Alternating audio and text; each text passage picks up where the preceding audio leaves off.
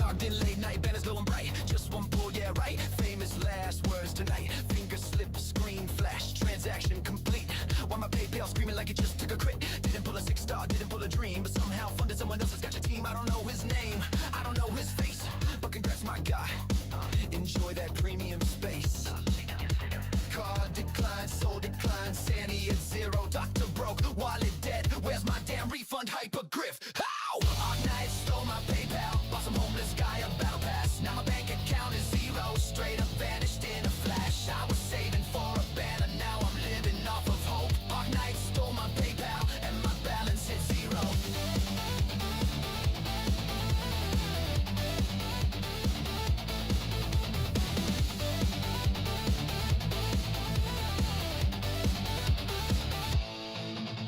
Recruitment time are laughing at me, ticking like a bomb. Meanwhile my savings. Oh, what's good? What's good?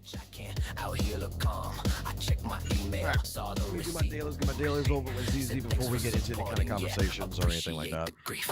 Somewhere out there, someone's rolling max potential, while I'm rationing, rhyming like it's post-apocalyptic essential. No pity, no mercy, no monthly pass left. Just vibes, regret, and an empty wallet's depth. Credit score staggered, wallet stunned. This ain't a roguelike run. This is real life, son. Stole my PayPal, bought some homeless guy a battle pass. Now my bank account is zero, evaporated way too fast. I was only here for lore drops, now I'm grinding overtime. Night stole my PayPal, and my funds flatline. Who authorized this? Not me, not I. My finger twitched and my future died. Gotcha got hands, gotcha don't care. It'll take your rent and call it rare.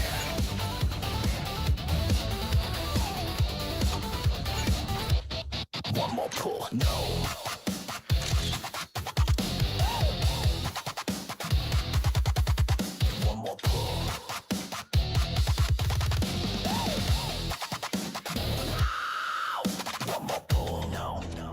The app, yes. Daily PayPal, maybe. Financial stress, absolutely. One more pull, no. Close the app, yes. I don't think you can find me. I'm not here. What the fuck you talking about, my love? I'm not here.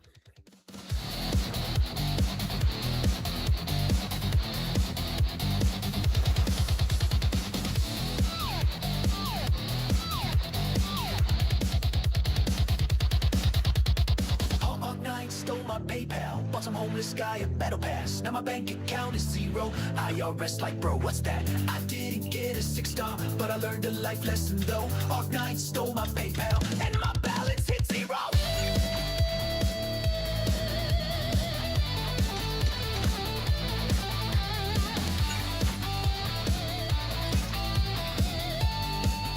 Still logging in tomorrow though.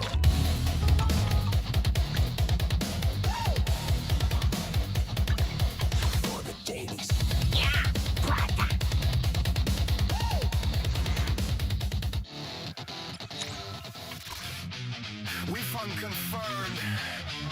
Operator still deployed. F2E. Be furious.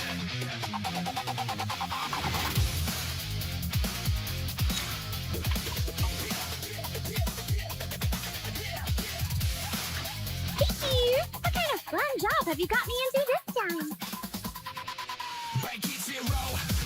All right. So we need to do our dailies really quickly and get this over and done with. What's up, Kevin? Told you guys I was going to be back here in a little bit. I was just going to go ahead and take care of my son, which apparently my son was hungry, but apparently at the same point in time, he wanted to go out to go, not really eat, but go apparently watch movies, which we didn't go do, but I mean, it is what it is. So I should be free for the rest of the fucking evening to get everything that we're normally doing done. Okay.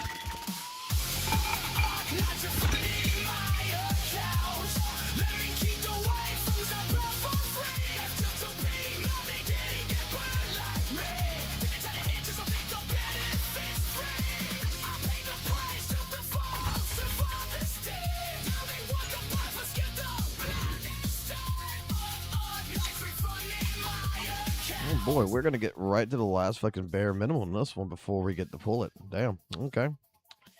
Well, it is what it is. Hello. Ready for I shall follow. Don't tell us your picnic has made. Hey, don't look down. 1, 2. You want to go? What? Only take 3. Let me finish my cup of hot water.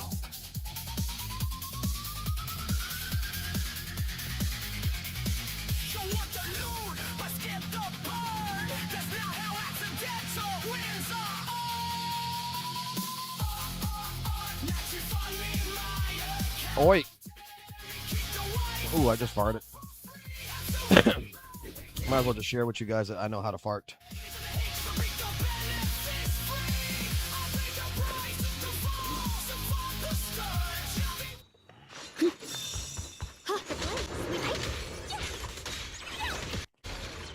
Hiding in the shadows, cramps on your trail. Think you're safe now, cutie. Time to spill your tale. Welcome to the stream, all you naughty boys and cats. Pink ears, fluff and tail, wagging where you at. Funny therapies, live, say anything to make your confessions only. Set your secrets free. That is the reason why I don't play Summon 6. Hop into my lap, feel that I use it for grinding. whispers, unbeaten in the ranks. Dominate the list, leaving no thanks. Bunny therapy, confess it all to Bunny. That dirty little secret don't make me unhappy. Everything's got a Alrighty. price. You agree? Pay up now or feel the slash. Hello. Ready for I shall. You're ready. Let me finish my cup of hot water. Judgment parade. Now we go work on this one for a little bit. All that thing you pulled, no holding back. I'm at Eyes your wide, heart racing. Now you're on the rack. The weather. I wonder where my next memory is. Lights go dim. This won't Giant take too knife long. gleaming, time to This shouldn't take that long, but let's go for it. bake. Cleaners mop the floor. Veggie salads mine. All right. Don't touch it anymore. Crevice compliance elite. Judge on the prowl. Until you hear the bad boys howl. Flashlight point stacking barrier unbreakable. I'll manage all evil. Unshakable. From Phantom Heights to the Hollow's Edge. The king means one. Rinse the heavens. Purge, no mercy for the wicked, just a fluffy grin. Therapy's over, the punishing. The truth is a beloved fairy tale. Allow me to read. Hey, that was a pretty sick wipeout screen. I'm not gonna fucking lie. All right. Let's keep going.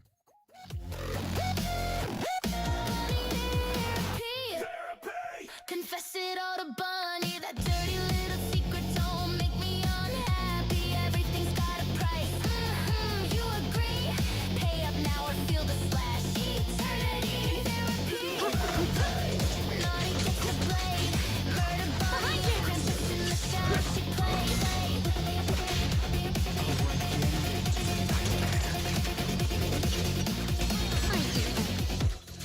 All cleaned up. But touch my steak side dish. You're next on the list.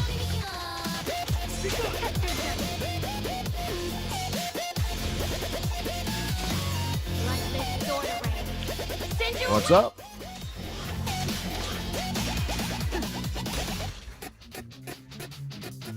We're doing quickly ZZZ dailies really quickly. Lock in. Step up. And trying to burn all this energy off real quick. Loaded fist. Target locked. Beat the blockhead. Square jaw, empty stare, all noise, no brain. Big talk in the chat, but you fold in the lane. Wind up slow, I read every move, telegraph swings. Yeah, I see right through. Tip damage, pride, ego, crack it loud. I stay 10 toes, you just play to the crowd. One trick pony, stop the repeat. I push that clean when I'm bringing the heat.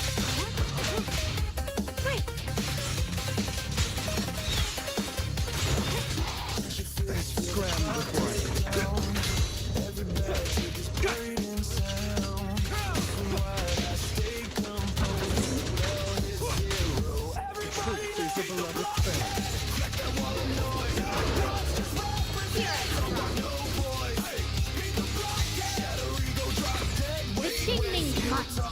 Rend the heavens.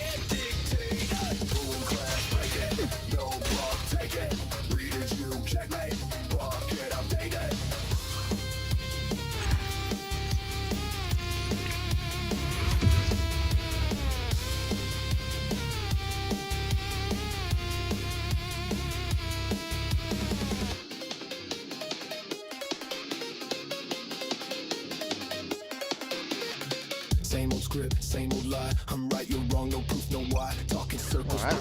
when pressure hits, you never clap back. I adapt, you just react. Late to the meta, stuck in the past. While you reach post, I level up. When they call, I'm coping bluff. Pass yourself. All the shouting just screams no death. I don't need to yell to dominate. Precision, quiet, impacts, fade. The tingling must. Rend the heavens.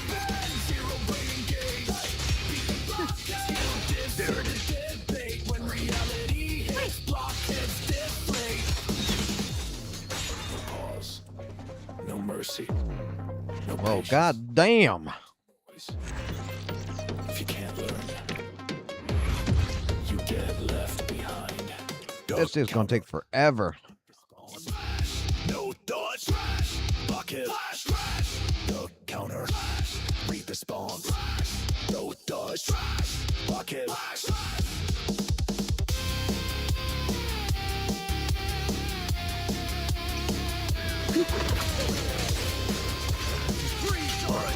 Truth is a beloved fairy tale. Cut through darkness. One clean strike ends it all. When brains meet brawn, Stand down. guess who's gonna fall? Beat the rocket. Crowd goes silent, checkmate. Skill wins clean, remember the name. Beat the rocket. Laid out, thought out, clap. Grab before I get angry.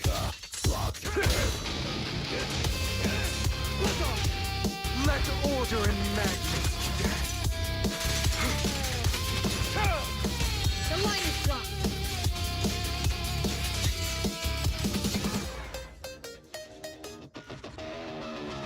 All right.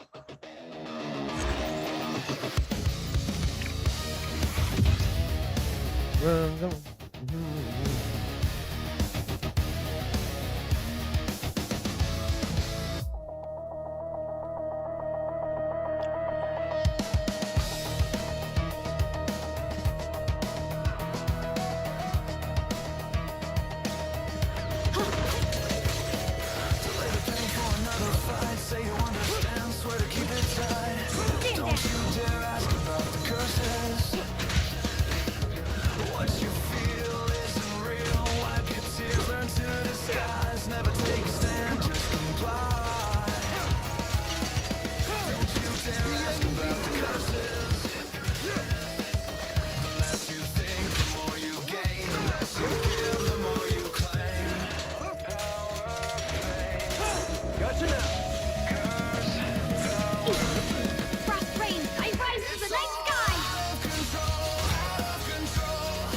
Nothing will save us anymore. Standing out the gates of doom, still craving More.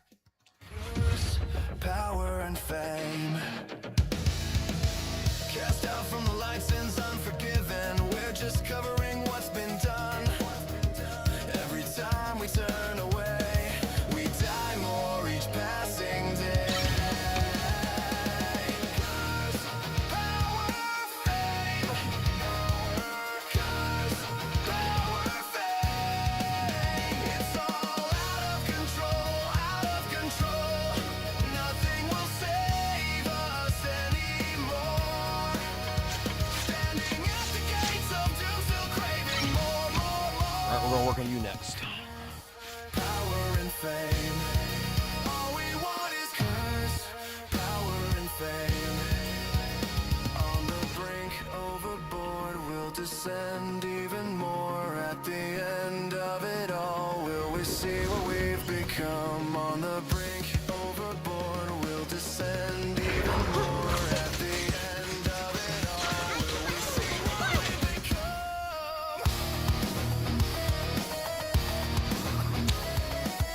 What's up, Wolf?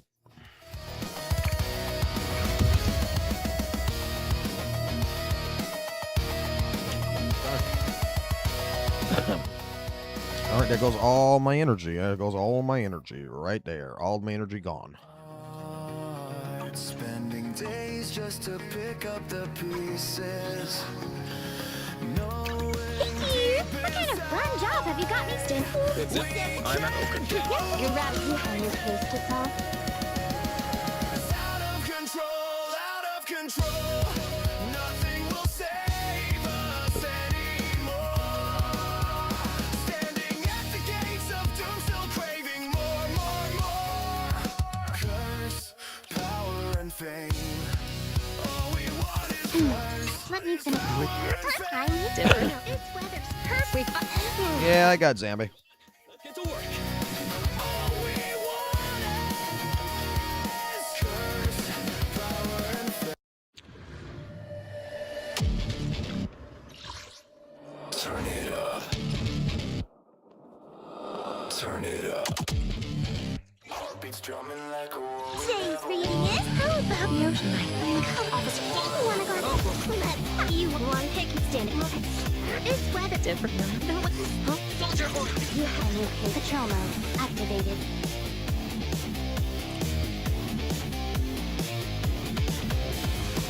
Neon halos over sleepless eyes. We trade our minutes for electric.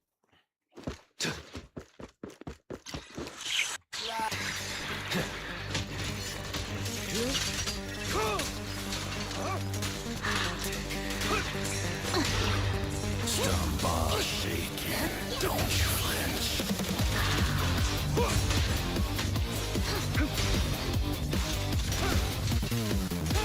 Following order. Chrome boots on the catwalk, sparks in the rain. Heartbeat metronome marching through the pain. Glass on the edge, I can hear it twitch.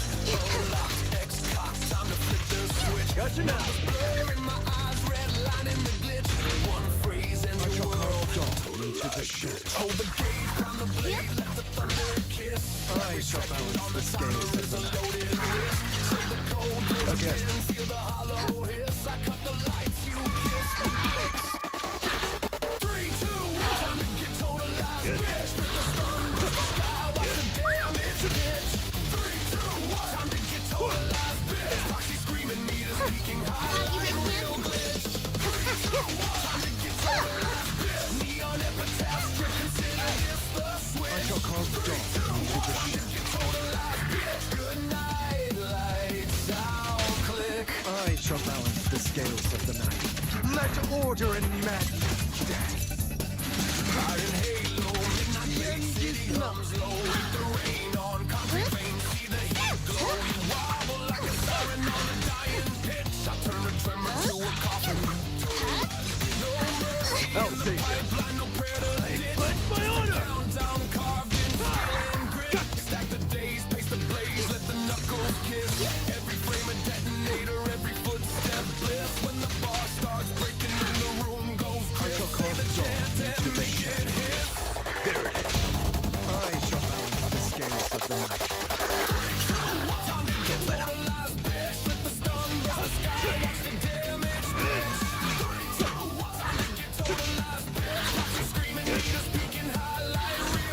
Nice one.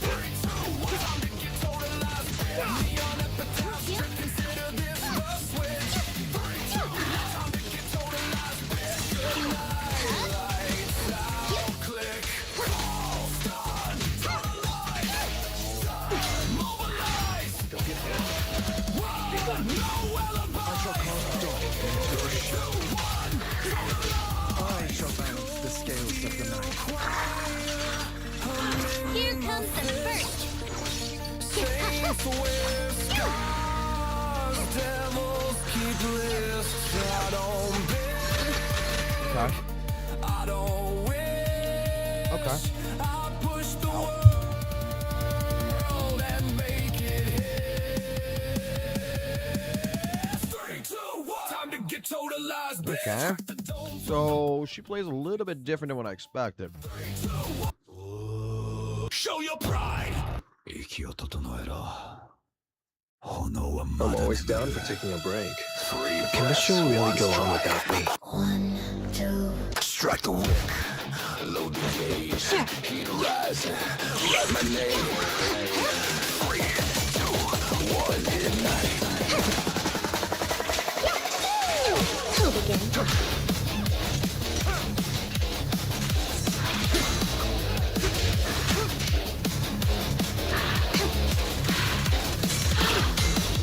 Step into the hollow where the warning scream. Mash on my boots, in the seams. Proxy on come, say hold that lane. I don't hold, I bloom like a propane rain. Faintly we ride marks the flames. I thread that needle through burning chains. Ether stick, but my purpose change. Every star is a map to the box I made. Feel the meter climb, feel the focus lock. Every dodge spark, every hit shock. When the world is stop, I don't hear a thing. I hear steel sing, I hear embers ring. Let's rupture the flame, turn the night into neon day. Crash like thunder, bleed that blaze from the ground to the sky we raise. Let's rupture the flame, turn the fear into battle praise. And the hollow calls my name. I answer back with the firestorm phrase. But my honor!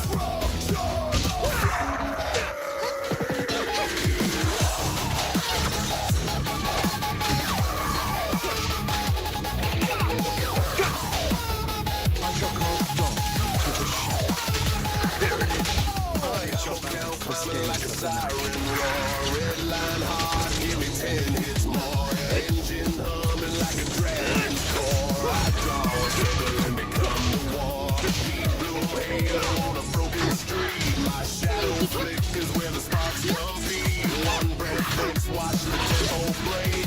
Boss kneels now, feel the fault lines quake. Feel the meter clear, feel the focus lock. Every dodge a spark, every hit a shock. When the world's a stop, I don't hear a thing. I hear steel sing, I hear embers ring. Let's rupture the flame, turn the night into neon day. Crash like thunder, bleed that blaze from the ground to the sky we raise. Let's rupture the flame, turn the fear into battle praise. When the hollow calls my name, I answer back with a Here comes the first. let's rupture.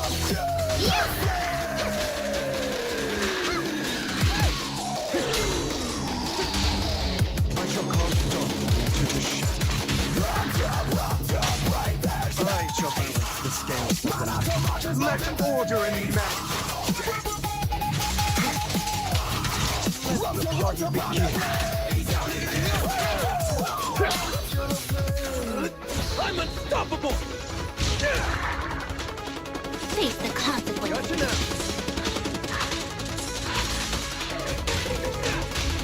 I learned to dance on a blade of heat to find the rhythm where the danger meets. Fate wants fueled and fate can feed on sparks I sow and the will I bleed. Refuse the dark, refuse the grave. I am the torch that the lost ones crave. From cinder to sunrise, say my name. I don't burn. I can do it with this team, just like it is. I just actually need to play it.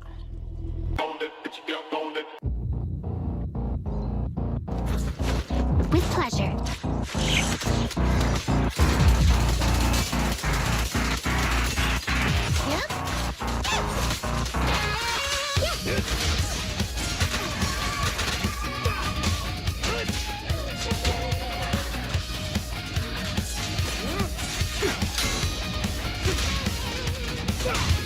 I shall cast dark into the shadow. I shall balance the scales of the night. The end is nigh. 后王爷所有长高，下练功，把动物变飞往一根下，但威武又可靠，是的不以休息和平照耀。I shall cast dark into the shadow. I shall balance the scales of the night. Prepare to kneel before me. Let the party begin. 是真实的不负生昂妙态，一招斩遍这万千万变化，融合百味的大道。那是个特技。Here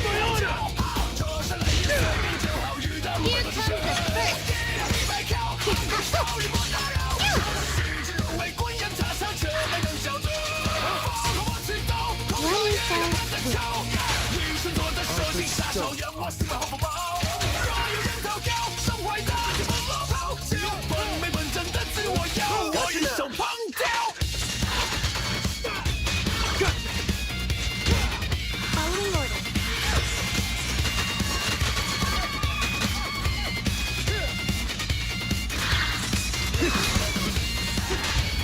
I shall cast dawn into the shadow. I shall balance the scales of the night.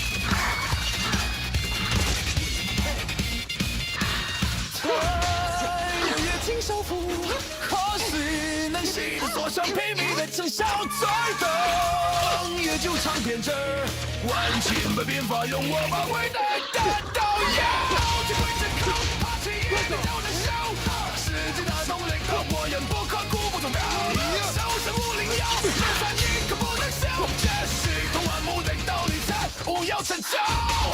兜兜转转，我知道老去留起的木九九，万金人远出生正亮，前路遥遥，若产生一心作为人，夜幕肃穆，半目皆可掉，有点色我一要，切不着。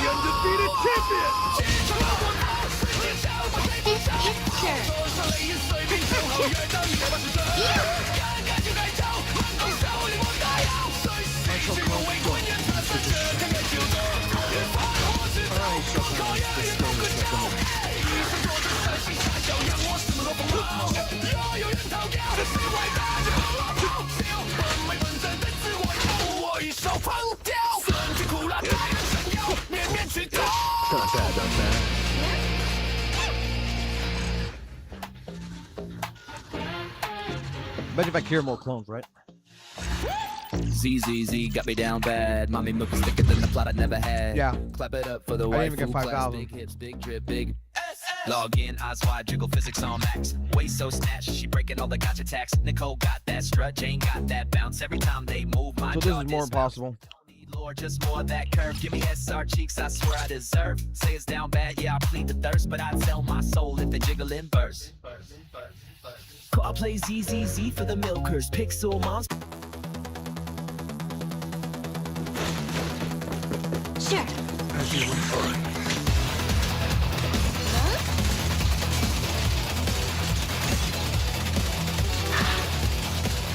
Following order.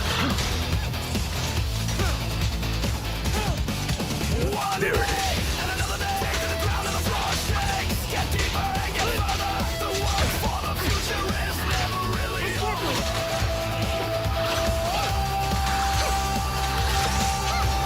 Count the time after time. So sweaty in the worry, but the heart is glorious. Nobody ever told you that it could be alright. Sometimes it's not a war, but you have to fight. Days go by. Allow me to read. Time after time, okay. Years go by. For risk, for life. Yeah, I need more than a compensation. A fix to repair this Come situation. on. Repeating this action, they get drill it, smash it, rebuild it. My hands get dirty, my shirt is shabby. It rains again, my lord, it's a much better day. It turns out it's the best day. This will be a better place for us to live. Okay, it's the brother. We'll work in the hollow, release the hammer, brace the trigger. We don't need a leader. All I want is a partner. We are all together, much more stronger. We are out, we are bigger stones from blood to bone. I bet you know. Working hard all day long. We are all together. You won't be alone. Come on. Got you, wristband.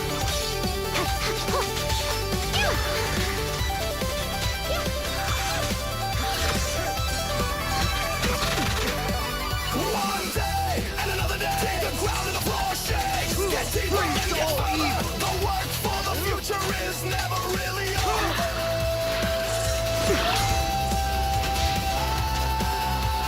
Count the time after time. So sweaty in the world.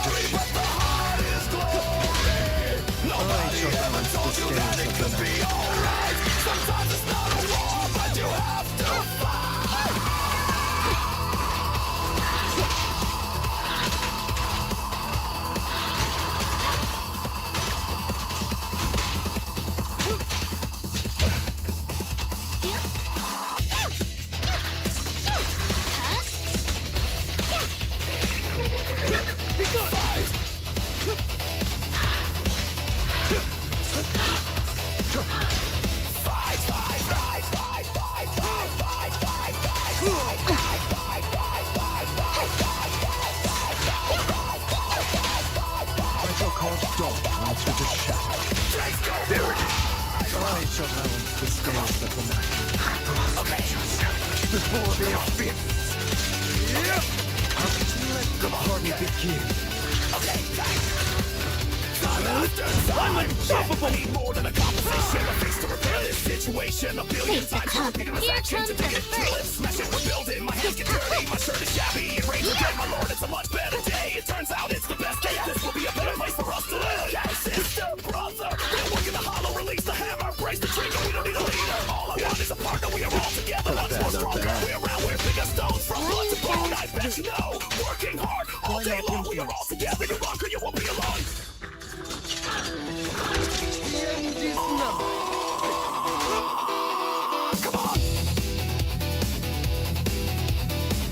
I gotta go read her shit. Okay, come on. Days go by. Come on. Thank you. Stand here. It's it. I'm out. You know this the end or a new case to solve. Okay. Come on. Hey. Okay, day.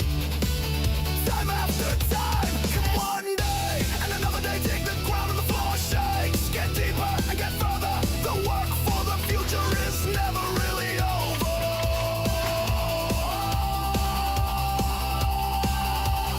Count the time after time. So sweaty in the worry, but the heart is glory. Nobody ever told you that it could be alright. Sometimes it's not a war, but you have to fight. One day and another day, take the ground on the floor, shakes. Get deeper and get further. The work for the future is never really over.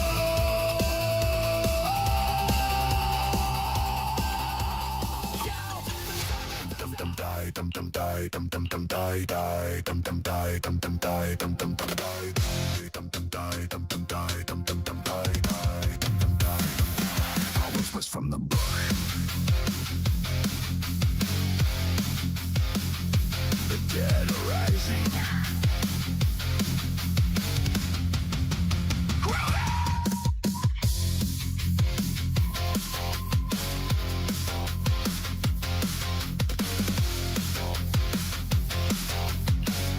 Well, to be fair, these discs do suck really bad. Words awake the night. Breaks are bursting open. Skeletons ready to fight. Chainsaw roaring loud. Shotgun blast the dark away. Evil forces marching, but we're here to slay. Woods are alive with terror possession. Okay. Flying horror screaming, but we don't even care. Bow sticking in, revving up the blade. Time to face the darkness. No one's getting saved. Dance with the dead eye. Groove through the army of the dead. We're still a graveyard, stomp on the undead head. Hail to the chaos, feel the evil beat. Dance with the dead eyes, we won't accept defeat. Dead eyes, rise and move your bones. Book of the dead, on Oh, okay. medieval madness, castles of Okay. in mud. Medieval foray, evil twin on the brow. Slapstick, slaughter party, hear the dead I tell. Winds of doom blowing, portals rip wide. We're locked in hero rising, taking it in stride. We're catacomb world and cutting through the heart, giving us screw heads. Get off the dead floor. I'm just playing her fucking wrong. Okay. Dance with the dead. A new case to solve. Officer at your command. Within the graveyard, stop on the undead. Hey, has made don't just numbers there, Mark. Look at standing by.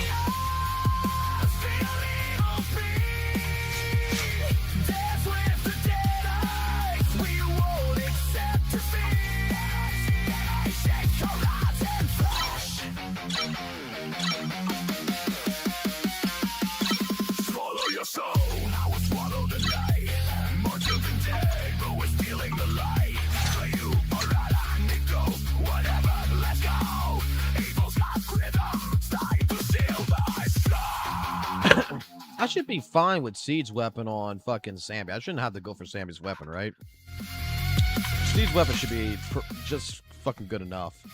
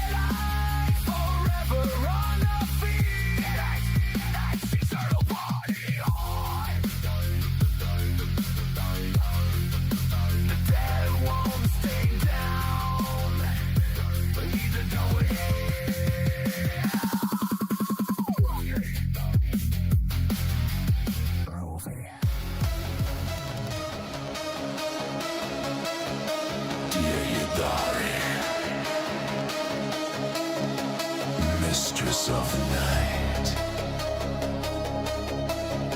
show me your depths, your teeth, your light. The currents calm my soul below, where your tentacles wrap in the night. Terrors grow.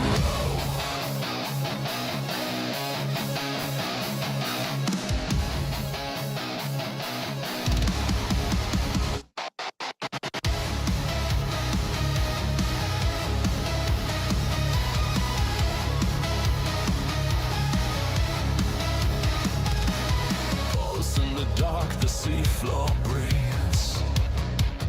My lungs burn with your hollow needs. Glass-eyed sirens hum your tune. Moonlight bleeds in the deep black blue. You whisper my name through the abyss. A symphony of fear and bliss. Take me down, take me tight, my October. Okay, all right.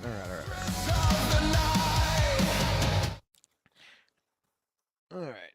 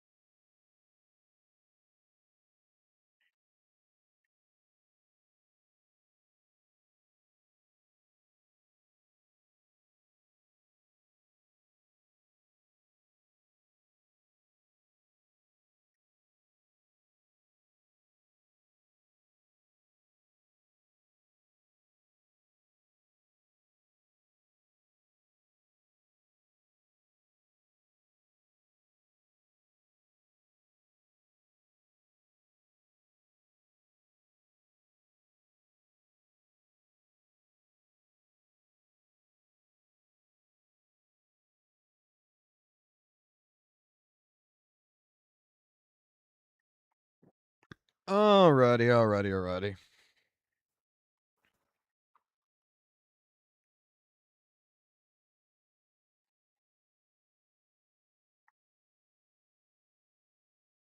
I'm just checking through the drama Discord real quick.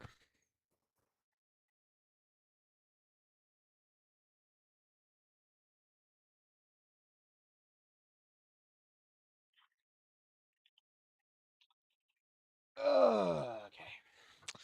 Alrighty. All right. I've done everything I think I needed to do in Zenless. We got Soldier. We got Anby. And I'm not sure why you guys would be. I'm not sure why you guys are like, oh, he got Soldier Amby. I'm surprised. Like, I told you I was gonna get Soldier Amby.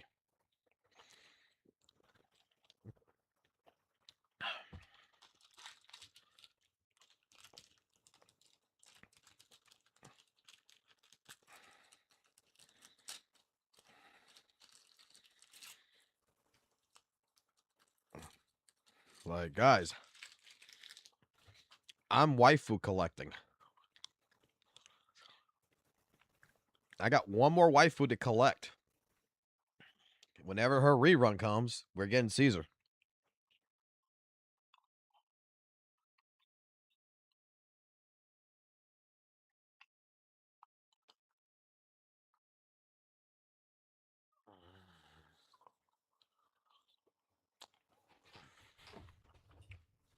Oh, yeah. Okay, so all this is taken care of.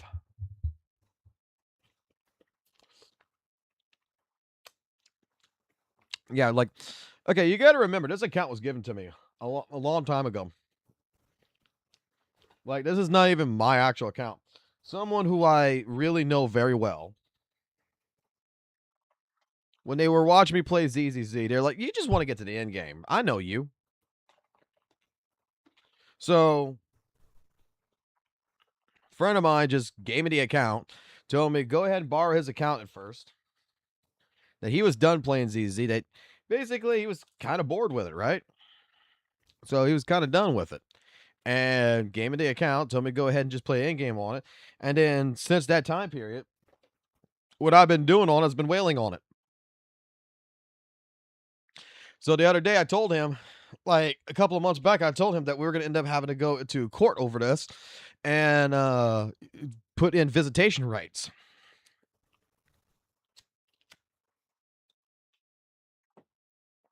Well, he hasn't quit all gotcha games. It's just that he's at a point, like, let me put it like this to you, right? He's at a point where financially he can just fucking summon 6 every fucking character in a fucking game, right? Without it fucking hurting him at all. He could just summon 6 everything. And, well, basically, he's bored. He's just basically fucking bored.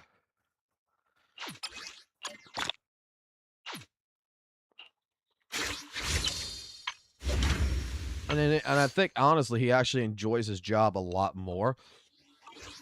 Which, basically, he just works on fucking gotcha games all day. It's kind of fucking hilarious, right? That his actual real fucking job is helping to develop the gotcha games.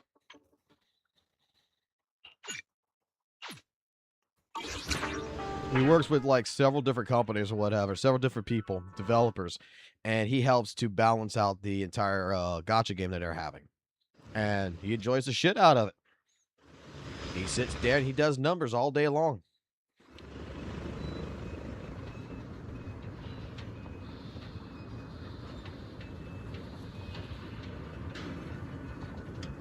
Yeah, I want to go to the Intel board. That's what I want to do.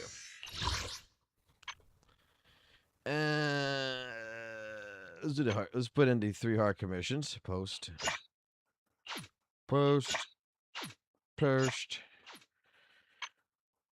What do I need for Soldier Army? It's probably, I think is it UCC? Am I gonna need the fucking UCC? I'm not gonna start fucking having you guys help me collect this shit because today's Saturday, right? Yeah, today's Saturday. Tomorrow's fucking Sunday. Number 0, Andy. For some reason, I thought tomorrow was fucking Monday. I don't know why. I just thought tomorrow was Monday. All right, yeah, we need to get this fucking thing. The double fucking goddamn saw fucking. Okay. Standing by. Double fucking saw shit. Okay. Let me go post out those commissions.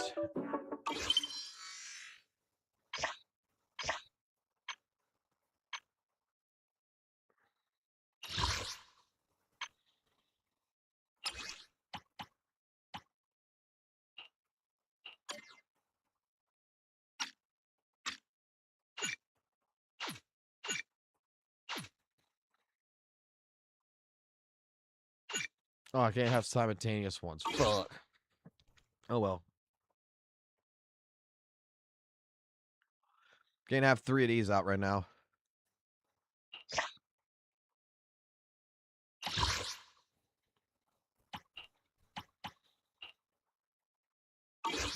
Yeah, whoever does it. And then we'll put in the other one.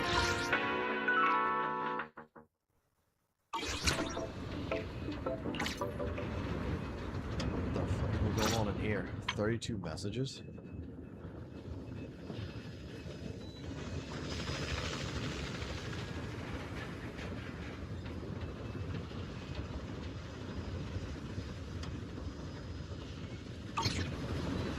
Ay, ay, ay.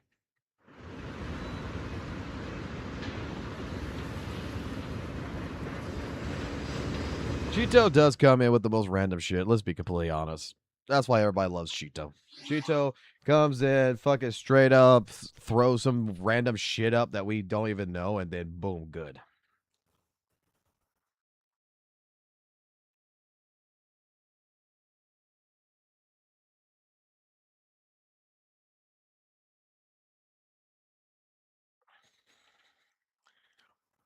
Me, the reason why I am 6 characters, let's be honest here, is so I don't play them. Okay? Like, okay, let me explain a fucking madness, right? Let me explain madness. Rep 2493 at your service. The By weather's me nice. M6ing this character Yi, Put your mind right? together. I still play her. I fucking want to see her fucking goddamn OP as shit. Don't get me wrong. But in reality, the entire reason is that it's easy mode, and this just going to clear D8. It's going to clear Shield defense with no fucking issues. If I really want to fucking challenge, I don't play this character. Even with the current metas and all this other shit going down the path as it is right fucking now, it is like guaranteeing that, you know what? I don't want to play this character, and Need a fortune. might as well make sure that these characters basically are M6 to where I just don't play them. Pretty good lately. Like I even M6 Evelyn. Evelyn is still a great character. I want to make sure like the shit characters don't get M6'd. There's a reason why Hugo, I refuse to M6 Hugo. When his banner came in, everybody's like, oh, get him to M2 at least. Get him to M2. Nope. We're keeping this motherfucker at an M0 for a reason. This is my benchmark DPS. If he can still clear the fucking content, the game is perfectly fucking fine. What is this you're linking?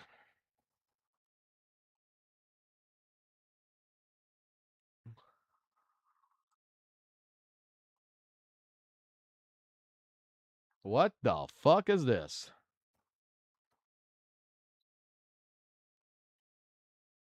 Ark Knight's Enfield just launched a couple days ago, and truthfully speaking, this might be one of the most disastrous launches the gacha space has ever seen. See, with the launch of any new gacha game, problems are expected. That part is predictable. There is always something wrong. I mean, in the case of Wooden Waves, it was buggy gameplay and an overall unoptimized experience. In Dwight Knight Abyss's case, there were massive server issues, to the point where people couldn't even play the game at all. These kinds of issues are normal when a gacha game launches. But not even in anyone's wildest dreams could we have imagined a full-blown spending events happening right at launch.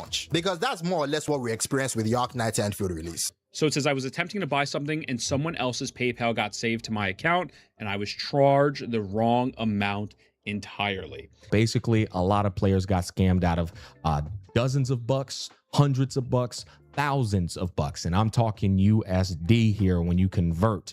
Knowing all of this, considering all the arguments we've had surrounding Ark Knight's Enfield even weeks before release, leading all the way up to this very moment, there's one question this video is going to answer. Is the majority of the internet right? Did Ark Knight really put greed before player satisfaction? That's what we're going to talk about in this video. So if you enjoy this kind of content, make sure to like the video and let me know your thoughts on Ark Knight so far. Has your experience been smooth, or have you been affected by all these issues that have been happening over the past couple of days? Let me know in the comments below, and of course, if you subscribe, you can just subscribe on any of my future videos. All right, let's get into it. See, if you're not aware, the best way to play Ark Knight's Enfield, at least for the foreseeable future, is as a free-to-play player. I mean, we joked about the launch of this game basically being a spending event, but what happened was actually far worse than that joke implied. Players outright lost money. I mean, simply by linking their PayPal accounts to Ark Knight's Enfield because they wanted to purchase in-game resources. Players were losing a lot of.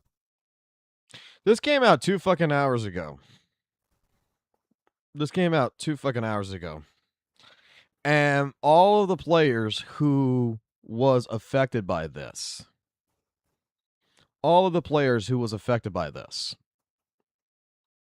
has gotten a refund. of money. And really, this is most likely due to a bug in the code, specifically one of the most crucial areas of the entire system, the part tied to spending and monetization. Because what people eventually realized was genuinely alarming. Their personal information could effectively be accessed and used by anyone else who wanted to spend money in the game. That's the level of failure we're talking about here. But as bad as all of this isn't the actual point of the discussion. Because really, by the time this issue will most likely have been fixed.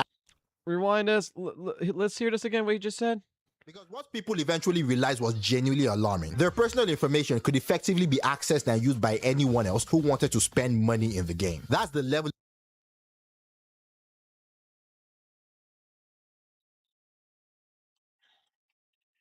Boy, you're making it sound like there was a fucking data breach here. Oh my fucking god. You're trying to make it sound like there's a fucking data breach or some shit. And that people's fucking personal information got fucking stolen or something. What fucking happened is that when people were linking their fucking PayPals, the connection between the fucking PayPal account to the fucking actual system was linking between other fucking accounts. It's an API fuck up. Of failure we're talking about here. But as bad as all of this isn't the actual point of the discussion. Because really, by the time this video goes live, this issue will most likely have been fixed, and compensation might have even been handed out as well. What I really want to talk about though is the reaction of the entire gacha space to this news. The argument on Twitter, multiple YouTube videos by prominent content creators. Because you see, my genuine belief is that Arknight was already in serious trouble long before it even launched. And this entire PayPal situation did not create any problem. It just made an existing one much worse. See, as someone who has played enough of Arknight, it would not be a stretch to say that this is possibly the most beautiful gacha game out right now. Yes, even more beautiful than the game we're all thinking about. I mean, the characters are animated brilliantly, the cutscenes and dialogue scenes are rendered really well, and the movement, which is something I've consistently complained about in other recently released games, is where Arknight's Enfield genuinely shines. The movement feels refined in a way that those other games just did not manage. Really, the only thing I have a slight issue with is the story, but even then, I understand what the game is trying to do. What we're playing at the start is clearly set up. It's laying the groundwork, and the game makes it obvious that things are meant to pick up and become more exciting as you go further in. So even when you take the story into account, my overall takeaway right now is that the game is superb. But honestly, you might as well throw everything I've said about the game out the window, because as good as this game is, as good as players understood it to be even before its release, from all the gameplay footage, the trailers, the previews we've seen, not once, especially in recent times, was the discussion really about the story or the lore or anything surrounding the game. No, every single conversation we saw around Arknight's Enfield focused on one thing and one thing only: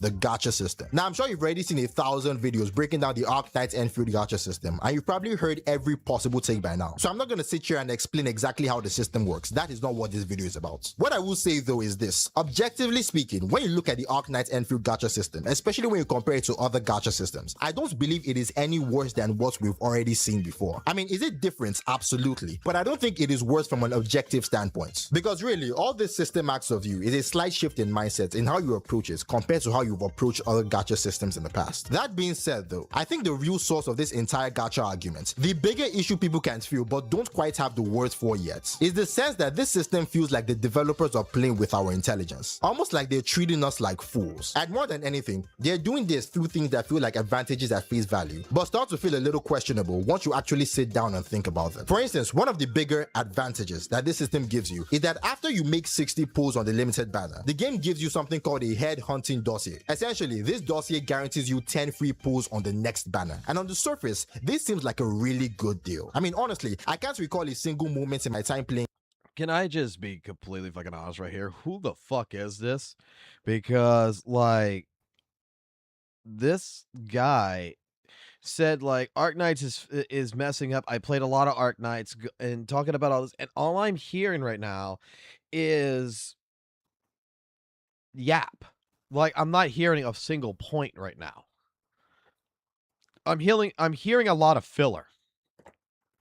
Gacha, where giving players free pulls has ever been anything but a clear positive. So yes, it should be good here too, and at first it is, but the moment you start thinking about it more deeply, things start to feel a little off. All these questions start popping into your head, like, why only the next banner? Wouldn't it have been more fair if this dossier could be used on any banner we wanted? Even if they created a rule where you couldn't get another dossier until you used up the one you already had, that would have been a fair setup for both the players and the company. All these things I thought about while I was writing the script, just to show how easy it is for a thought like this to cross your mind. But No, they specifically limited it to the next banner. And this is where you start to see how our intelligence as gacha players are being played with. Because what this means really is, if you love Arc Knights or the characters or hell, even if you just love the idea of 10 free pulls, this isn't really to your advantage. This is simply incentive to pull and spend money on every next banner, including banners that you never really wanted to pull or spend on. This is something that ends up being only beneficial to the company itself. And the more you think about other aspects of the gacha system through that mindset, doesn't every fucking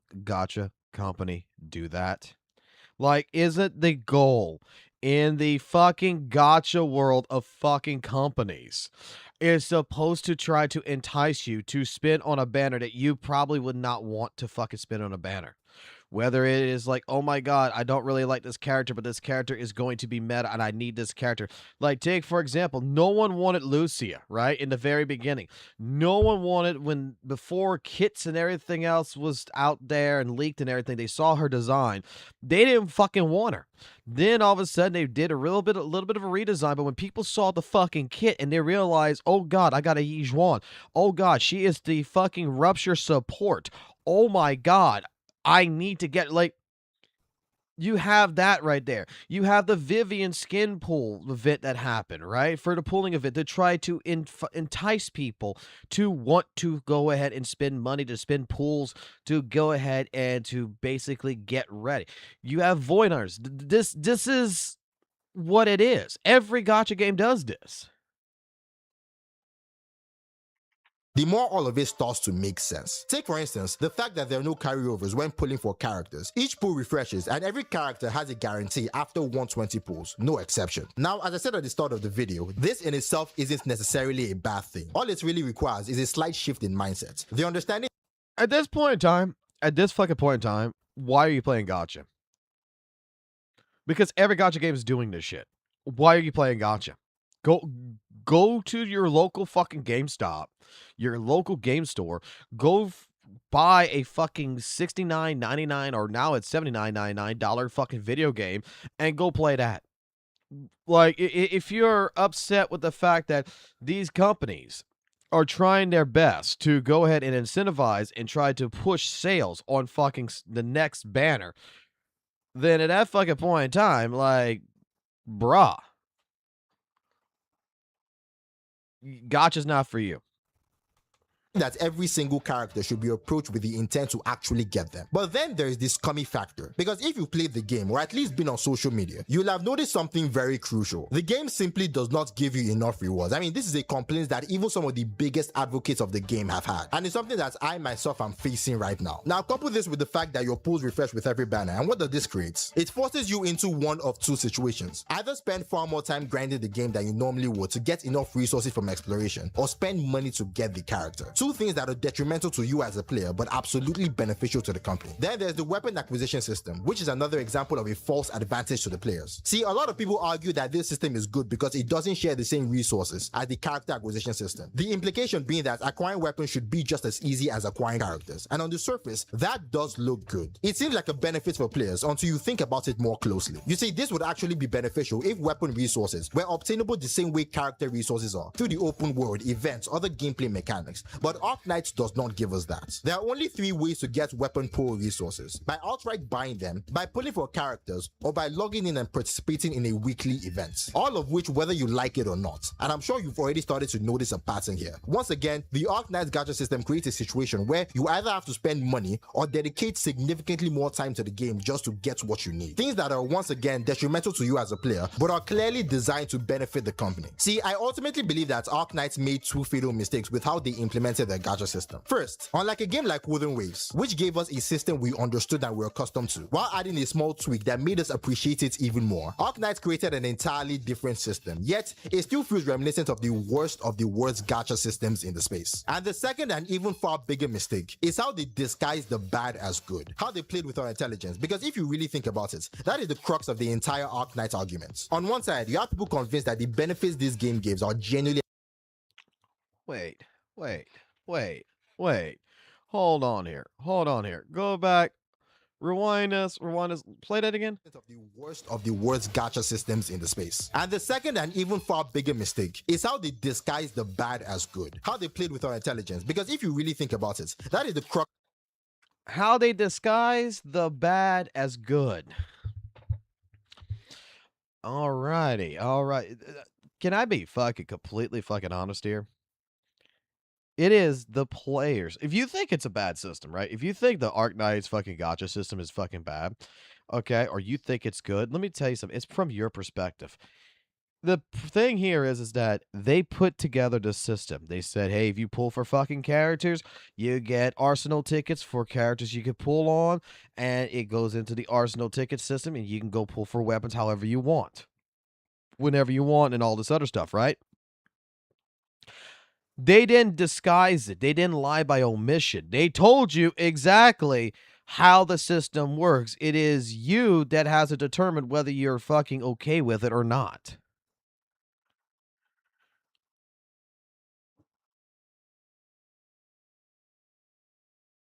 Like, what the fuck? Of the entire Arknight argument. On one side, you have people convinced that the benefits this game gives are genuinely advantages, while on the other, you have players who see through the disguise, who understand that what looks like a bonus is just really a tool to push spending. And really, it is no surprise that conversation around this game almost always revolve around the gacha. The one thing tied directly to our wallets, while the story, the lore, the gameplay, all of these things take a backseat. The developers, through their own design choices, created this mess. But that's just my take. What about you? Do you care about the gacha situation in My take is if you don't like fucking gacha games, get the fuck out of the fucking goddamn fucking industry, bro. Get the fuck out of content creation on it. Like I'm gonna be fucking serious here. Like, this is, again, we're getting into a situation where people just fucking complain for no fucking reason, man. This was a fucking nothing burger. This was the fucking dumbest fucking video I have fucking seen so far.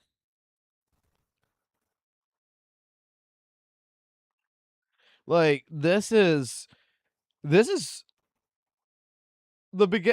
all filler. Like, the entire video that he put together here for his entire point was in the last like 1 minute of this video. The rest of this video is completely fucking filler. He probably fucking used AI to write the fucking entire fucking script.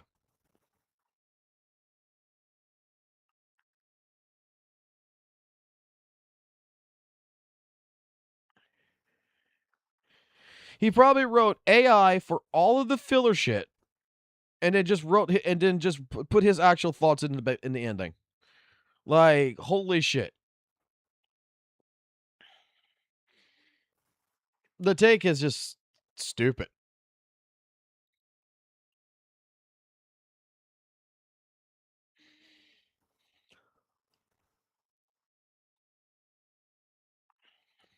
Oh my god.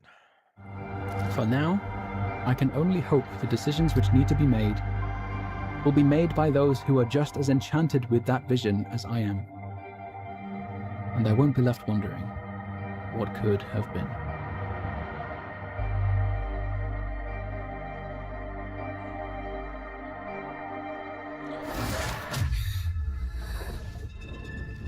I remember.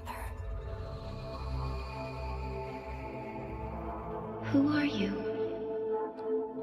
The administrator.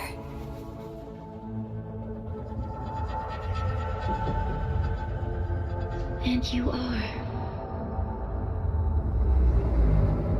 I am.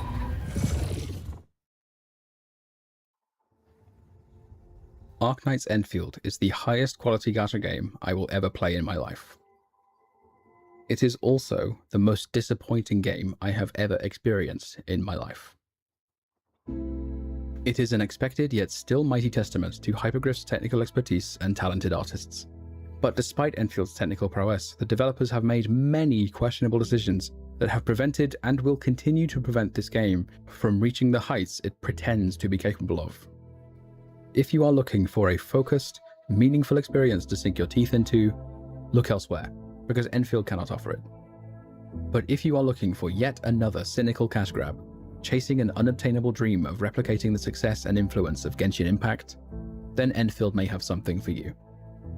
In this video, by making clear to you as many of Enfield's issues as I can, and analysing the changes made between all three test versions of the game in detail, we will uncover the underlying pattern throughout nearly all of Enfield's problems. In order to do that, we need to cover a lot of ground, which is why this video is so long. It took a lot of time and effort to make, which is why it's only now being uploaded this close to its release. This is a very critical video. When the game releases on the 22nd of January, you may try it for yourself and find that you disagree with some of my critiques. That's good. It means you're thinking for yourself, and that's all I can reasonably ask of you. It is up to you to decide if they are deal breakers for you or not.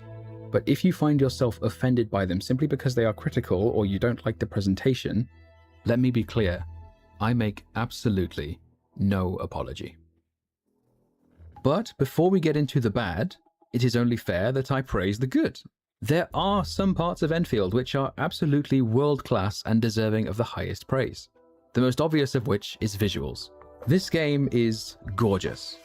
Every landscape is stunning, every shader is perfected, every character model delectable, every build and progression screen meticulously crafted, every UI element exceptional, the look and feel of every part of the menu, the curated color palette saturating the carefully chosen shades of white, black, and gray, the mountain contour motif they've put absolutely everywhere, the chromatic sort of oil spill texture accentuating the highest tier of rewards, the pulsating orange glow of the sprawling factory belts, the surprisingly excellent camera mode and the unique character animations if you look at them from behind for too long. Every detail feels premium. It just looks incredible. Valley 4's industrial identity and its ruins landscapes scarred by huge originium structures create an aesthetic that I absolutely love. Even seemingly benign details that you wouldn't ordinarily pay any mind to just add so much to it. Like the clouds, for instance. The hub's comfy blue skies, Origin Load Spring's huge imposing grey shelf, the flowing wisps in the hills of Wuling. Speaking of which, the new region Wuling is spectacular. Particularly in Wuling City, Lowlight's background in landscape architecture is clear as day.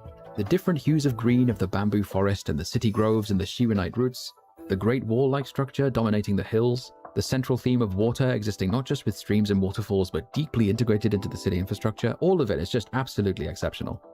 And if that's still not enough, then perhaps the fact this game is made in Unity will impress you. A ground-up custom rewrite of the engine's core means this game is one of the most well-optimized games I've ever played. Everything you're seeing in this video is captured on a GTX 1070 Ti, an 8-year-old card, on high graphics settings, all in buttery smooth 60 FPS. This game is the gold standard of optimization. Equally as incredible as the visuals, but which doesn't get as much attention, is sound. I probably don't need to persuade you that the game's sound design is incredible because you can just hear it for yourself.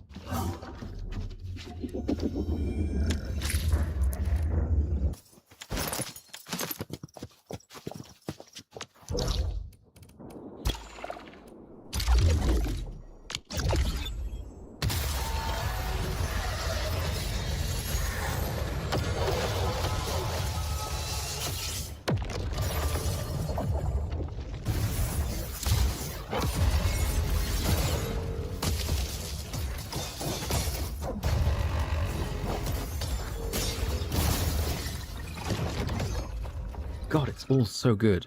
Now, Enfield's soundtrack is somewhat ambient for the most part, not including boss themes and stuff like that, but a number of people seem to think that makes it bad. Presumably because it doesn't stimulate the TikTok brain enough with constant noise. Yes, it's not a grand orchestral magnum opus or whatever. Genuine question. Since I'm new to Arknights, but do you or anyone else here think that this can form a big five? Yes. Yes, I do. I think it's already there. Like, to be honest with you, yeah, 100%. I do believe so. I actually really do enjoy fucking Arknights. I'm just watching this now because I want to get people's different perspectives, right? I want to hear the perspective from this person. But that's sort of the beauty of it. It takes a few modest tones, just some bits and pieces punctuating the soundscape, then combines all those sounds into one melody. It's gentle, it's perfectly balanced, and it's just very pleasant to listen to.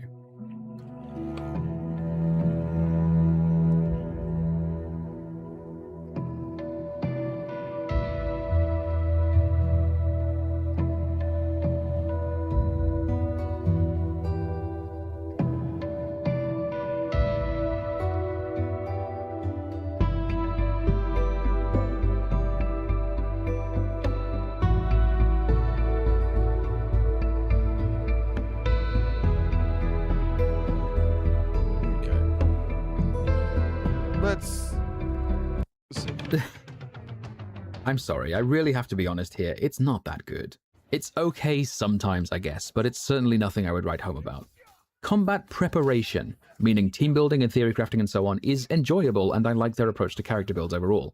But it also really isn't anything special, and more importantly, it really doesn't constitute that much of its gameplay.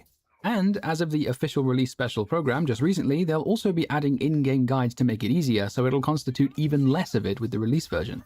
The overwhelming majority of the overall combat experience is in execution, which in the game's current state makes me want to jump cliff happy.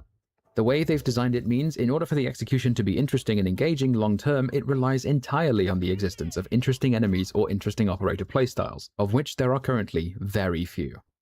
To understand why, we need to look at how the foundation of combat works, but as you may have noticed, this video is very long, and over-explaining every interaction and technicality and minutiae of combat would not only make it even longer, but also wouldn't meaningfully aid your understanding of it if you haven't actually played it with your own hands. And since the game will be released in a few days for you to try for yourself anyway, here I will only give a brief overview of combat, because dumping that much information about a gameplay system on someone who is new to it will usually just overwhelm them and end up being counterproductive.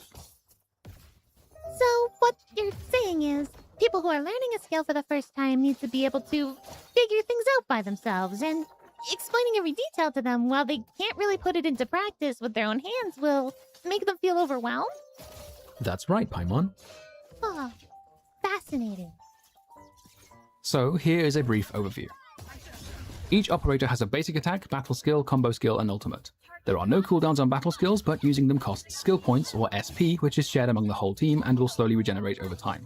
Combo skills are themselves basically a quick time event in that you just press E when the prompt shows up, but they're triggered by achieving certain conditions while in combat, which are unique to each operator with unique cooldowns.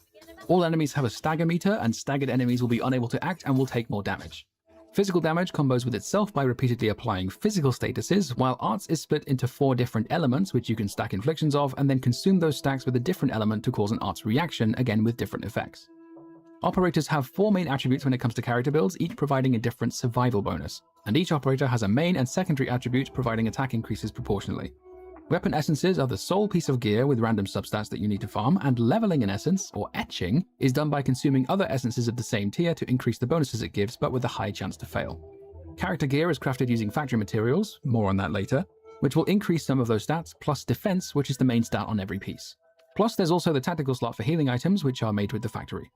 Gear stats also have no RNG, everything is predetermined, and you can increase gear attributes with a process called artificing, up to 3 times each, but again with a chance to fail. That is pretty much the extent of what you need to know to comprehend the rest of the video with regards to combat. There is more to it, but like I said, further detail is really not necessary for this video. So, the team building and theory crafting side of it is decent. Because stats are predetermined, it gives them space to distribute stats among the available gear pieces in a way that lets you make interesting choices instead of just farming the same stage for weeks on end praying to RNG. But again, while this is an interesting system, and I'll certainly enjoy the theory crafting side of it, they've also streamlined the process so you don't have to think about it if you don't want to. But I digress. Etching essences feels kinda bad. Yes, it's better than the hell of farming a stage for weeks or months at the mercy of RNG substats, but you can only etch gold essences using other gold essences, and farming doesn't drop that many of them. Meanwhile, you can't etch purple essences to increase their stats, but you also can't use them to etch gold essences, so they just keep piling up. You can only trade them for stock bills. More on those later. Why not just let us use multiple purple essences as equivalent to a gold one? Like, instead of using 1 gold essence, we should also be able to use 3 purple ones as a substitute. You know, like how it worked in the last beta? Why was this removed? Anyway, like I said, while all the combat preparation is quite good, the overwhelming majority of the combat experience is in its execution, and for most players, that will largely consist of just going through the motions of a skill rotation without much decision making or strategic gameplay at all. It may seem like combo skill triggers and deciding who gets to use your limited skill points are the objectives you're working towards in execution, but more often than not, those combo conditions will just be met as an emergent property of your rotation, and the decision for who gets to use SP is obvious ahead of time, again because of the rotation. Meaning, the only thing you are working to achieve is doing things in the right order.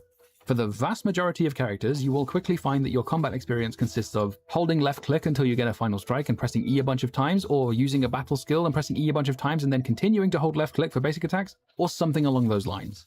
And that's without even mentioning that if you end up using a team that you looked up with a guide, the satisfaction of carrying out your own planned rotation is lost.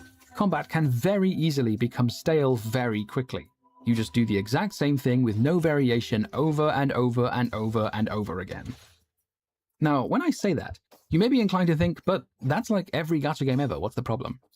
Enfield has all 4 characters on the field at the same time taking aggro from some enemies away from you, but you have no control over your teammates' AI, giving you almost no control over grouping enemies without explicitly using a skill to do so, and there's only like 2 6-stars who can even do that. You also don't have that much control over the direction some skills go in. Arclight's ultimate, for example, goes in a straight line, and technically you can control it to an extent by swapping her into your control character and using the lock-on mechanism, but it's still very finicky to control because, again, the other 3 characters in your team are there taking aggro and running around, and you can't control their behavior. And when you want to line up a straight line skill like that, you have to scroll through all the enemies in front of you before eventually getting to the one you want, which is incredibly annoying to do, and can then be made more annoying by the enemy being just out of range of the skill, so even if I know it's going to hit enemies in the line of sight, it thinks I only want to hit this one enemy, so I have to reposition again before I can use it. Without the innate ability to group enemies with your own aggro, something to replace that positioning step needs to be baked into the combat system. And without control over teammate aggro or teammate AI, then for that positioning step to be effective, you need to be able to aim it much more precisely. Interesting. Where have I seen all of this before? And the first basic attack on a staggered enemy will always be what's called a finisher. So if any nearby enemy becomes staggered, your controlled character will always prioritize the finisher over basic attacks, even if they're not in your field of view. So even if you do manage to be effective in grouping enemies to deal damage to them all together, if a lot of smaller enemies become staggered at the same time, good luck trying to do anything useful with basic attacks after that, because you'll just be doing a shitload of finisher attacks instead. But I digress. As cool as it is to have all the characters on the field, the only way the game actually takes advantage of it is teammates using healing items from time to time and being able to let rip a bunch of combo skills at once, which is fun for a while but quickly loses its novelty. And besides that, combat feels like it's built as if there's only one character on the field at a time while asking you to play as if there isn't. That is to say, the characters all being present and attacking with you is little more than a gimmick and is arguably even detrimental most of the time. There are very few challenges presented to you in execution of combat, by which I do not mean challenge as in difficulty, but as in obstacles or objectives during combat. Enemies have charge-up skills that you can interrupt with battle or combo skills, but you can also just dodge out of the way most of the time, so interrupting it becomes more of a nice bonus than a real objective you want to look out for.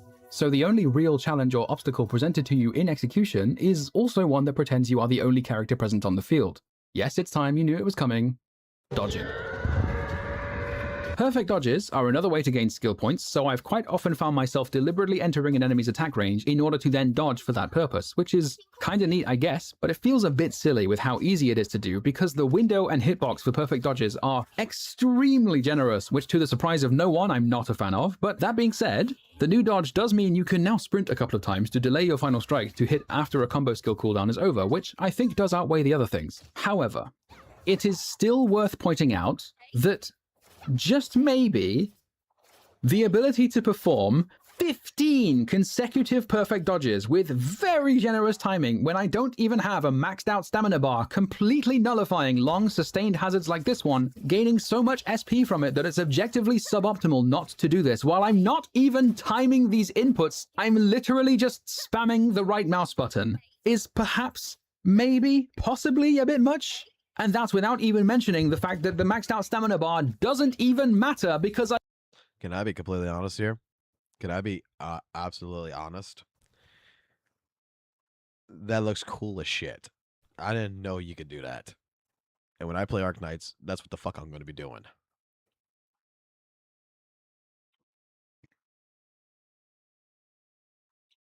I already got some thoughts around this. I already have some thoughts around this. I'm gonna let him continue. I think before we get to the next segment, after the combat segment, whatever, I'll just explain my thought patterns on some of this stuff. But yeah, I can do this without any stamina at all. Can we perhaps agree this is a little bit silly? Can we maybe put a limit on the number of consecutive perfect dodges to, like, I don't know, 7 or 8 or something? Fuck no, leave it like it is. Or is that going to rock the boat too much and turn the Enfield community into rabid dogs foaming at the mouth again? Because it's Devil May Cry, bro. Anyway, there is exactly one exception to the lack of interest in combat execution, and to be completely honest, she is the only reason I've actually been enjoying combat in this beta.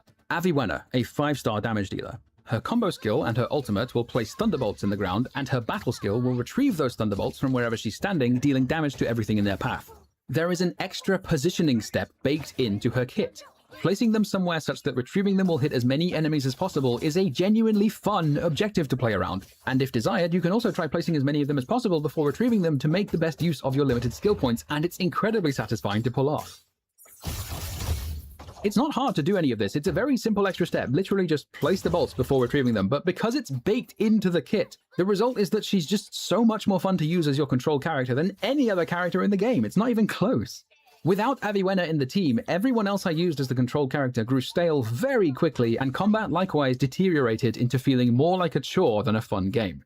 I would ultimately like to see more interesting combat with regards to positioning, perhaps with stage or arena devices for area control, or environmental hazards to watch out for, or even just more operators like Avi with fun extra objectives that add a layer of directionality, anything that makes the actual execution of combat more interesting than it currently is.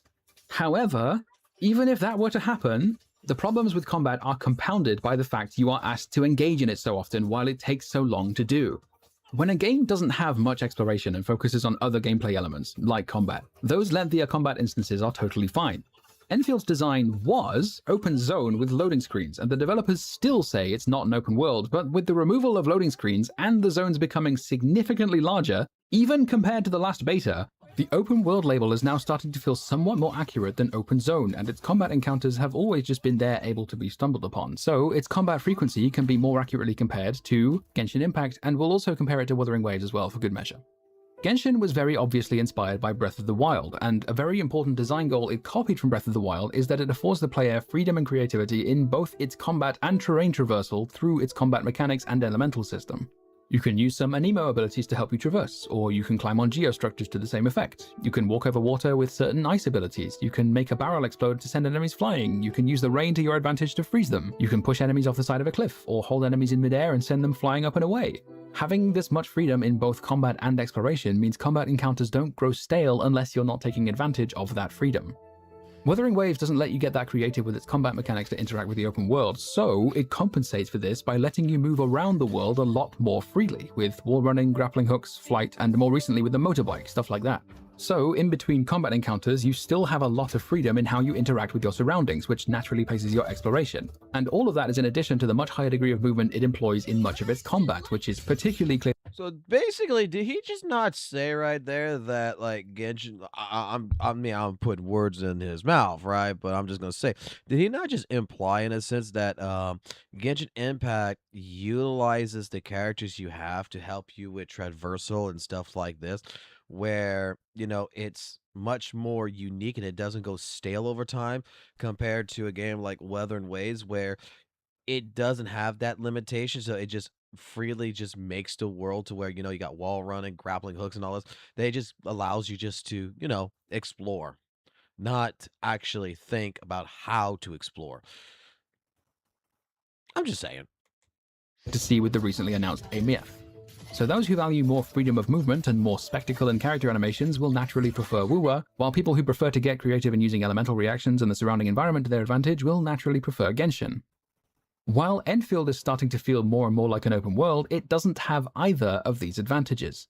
Your movement is restricted to running and jumping and some pre-placed ropes. All the while, its combat encounters generally take somewhat longer to complete. This combination of its combat and its movement works well in smaller, more focused zones that feel more akin to levels than regions of an open world, but as its world continues to get bigger and bigger, the lack of any real freedom of movement or creative interactions with your surroundings between combat encounters only makes the problem of combat growing stale even worse. When the game takes very clear steps towards a more open-world design philosophy than before, during exploration, players are naturally going to want to go and try and reach somewhere they can see, because the open-world games they're used to provide them the tools to do that. But exploration in Enfield is mostly just running around aimlessly, picking up random bullshit you see on the ground. It may be natural to think, well, why not just make exploration better by adding, like, climbing and swimming and whatever else? But the one solitary unique advantage Enfield has over its contemporaries is the placing of AIC structures. Relaying power across the region to power mining rigs and unlock certain areas, placing ziplines to make it more convenient to get to specific locations you frequently visit, and stuff like that. So if you aren't placing your own structures as you explore, the one unique advantage Enfield has with its exploration is lost. So what you're saying is, if Enfield streamlined its exploration gameplay to the point where you don't even need to place any structures at all, then it would just be a case of moving from one place to the next and picking up random bullshit you see on the ground? That's right.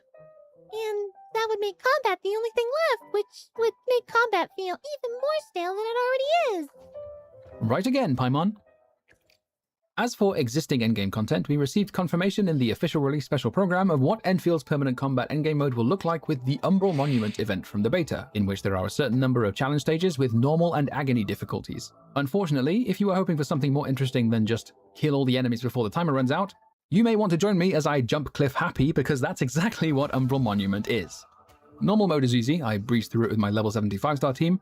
Agony mode was more difficult because my defensive stats actually mattered, which was very welcome news, but after upgrading Aviwana from 70 to 80, along with her weapon, and finally getting a matching essence for it, the same team was able to clear the agony stages just fine, albeit with some deaths, and with a few more tries I beat it with no deaths. No 6-star required.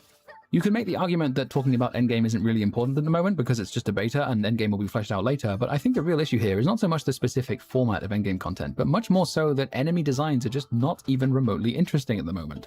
There's a couple of enemies with some very basic mechanics attached to them, but the only non-boss enemy for which you actually have to change your approach is this mob with a shield who loses it upon being staggered, and that's it.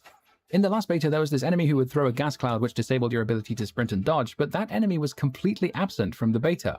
It did show up in the official release special program, but we don't yet know if the gas cloud still does that, and there is a strong possibility of it being nerfed, because for this guy with a flamethrower, in the last beta you could use cryo abilities to nullify it, extinguishing the fire so to speak, but until then he would deflect melee attacks off him until he either finished throwing fire at you or you used cryo to extinguish it. You can still use cryo abilities to stop the fire, but that deflection of melee attacks is also now absent.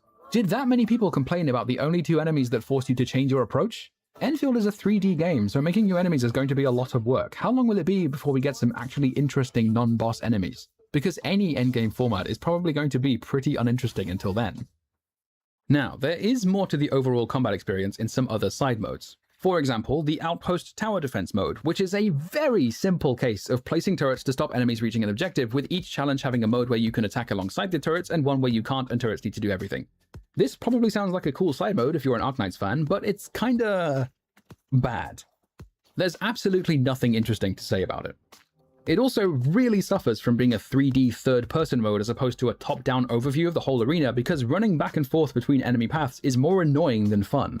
This mode was also present in the last beta, but it is also not all that different from the last beta. The whole mode just feels kind of like an afterthought more than anything else, and it will forever suffer from the obvious and inevitable comparison to Arknights.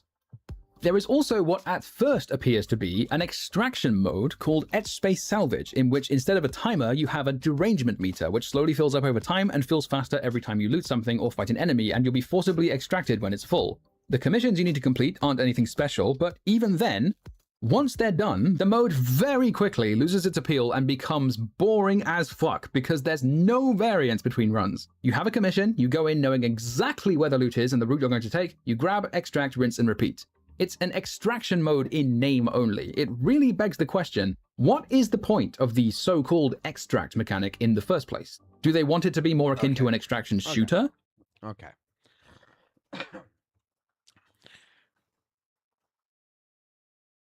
I'm going to say so far, we're 24 minutes into this. So far, I'm getting his points, and I don't think he's out, I don't think that a person like this is so outrageous, I don't think he's an outrageous content creator or his takes are over the top.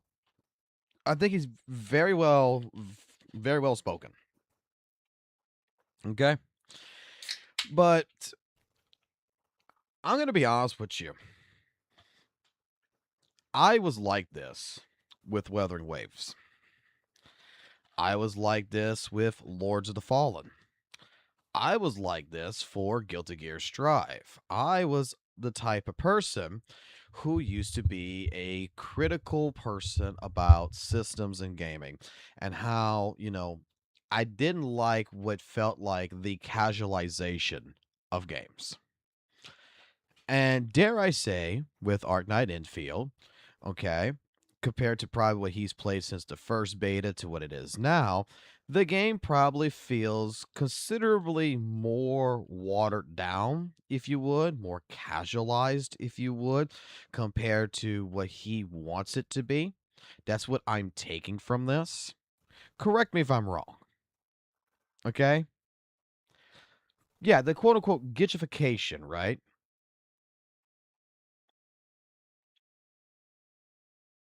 Well, the thing that I had to learn over time is I needed to take my expectations of what I expect in certain games and bring them down. Okay? I had to bring them down. There's a reason for it. There's a pretty big reason for that, okay?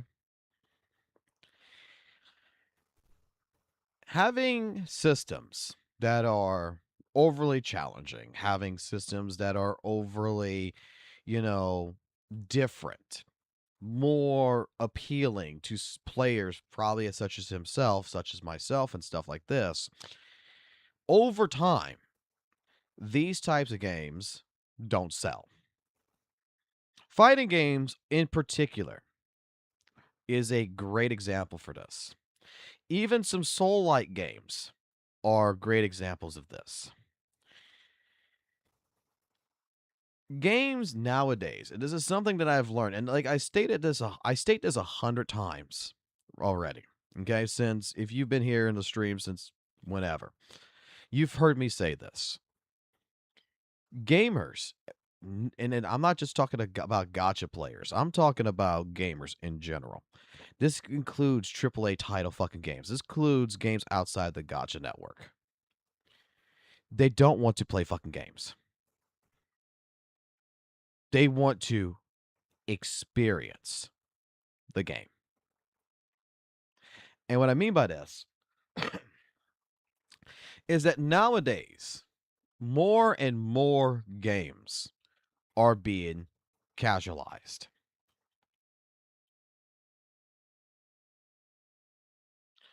More and more video games are toning down their systems. Dare I say, they're becoming dumber than what they used to be. It's very rare to find, in my particular taste, in my particular thought pattern, a game that actually employs you as a player to have to think. Majority of games start to add these accessibility options so that way journalists can actually beat the game. It's like these games are being made not with players, not with the idea of, like Arknights is not being made for Tobo, for this guy right here, right? It's not being made for him.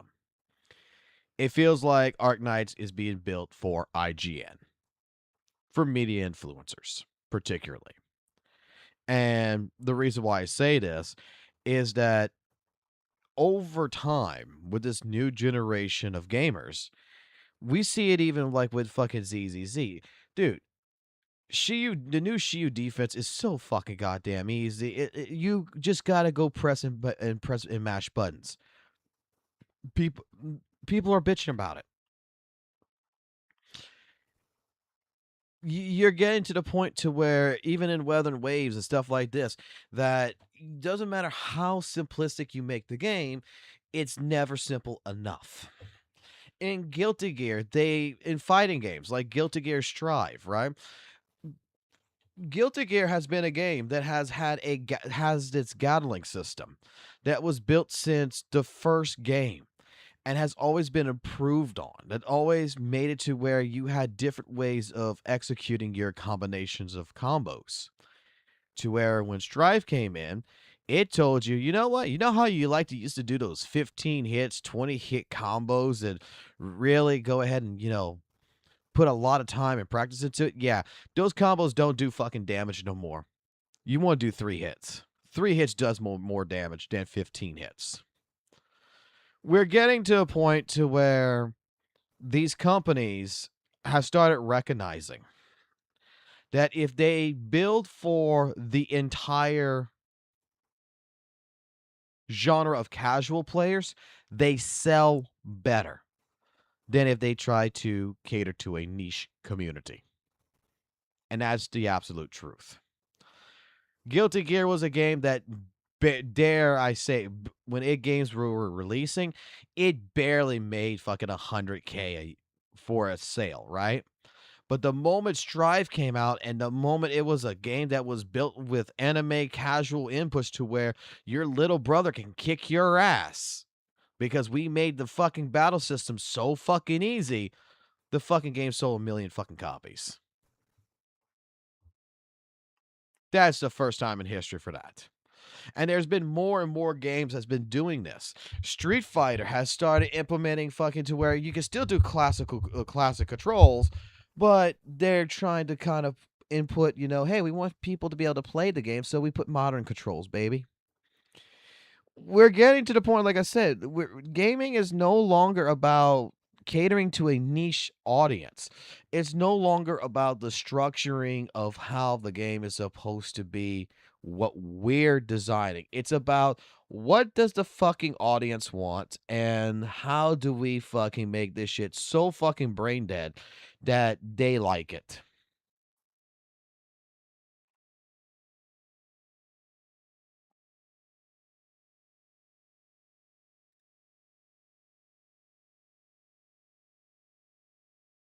I mean, it's the fucking truth. The truth is that when you try to do something that is niche, right?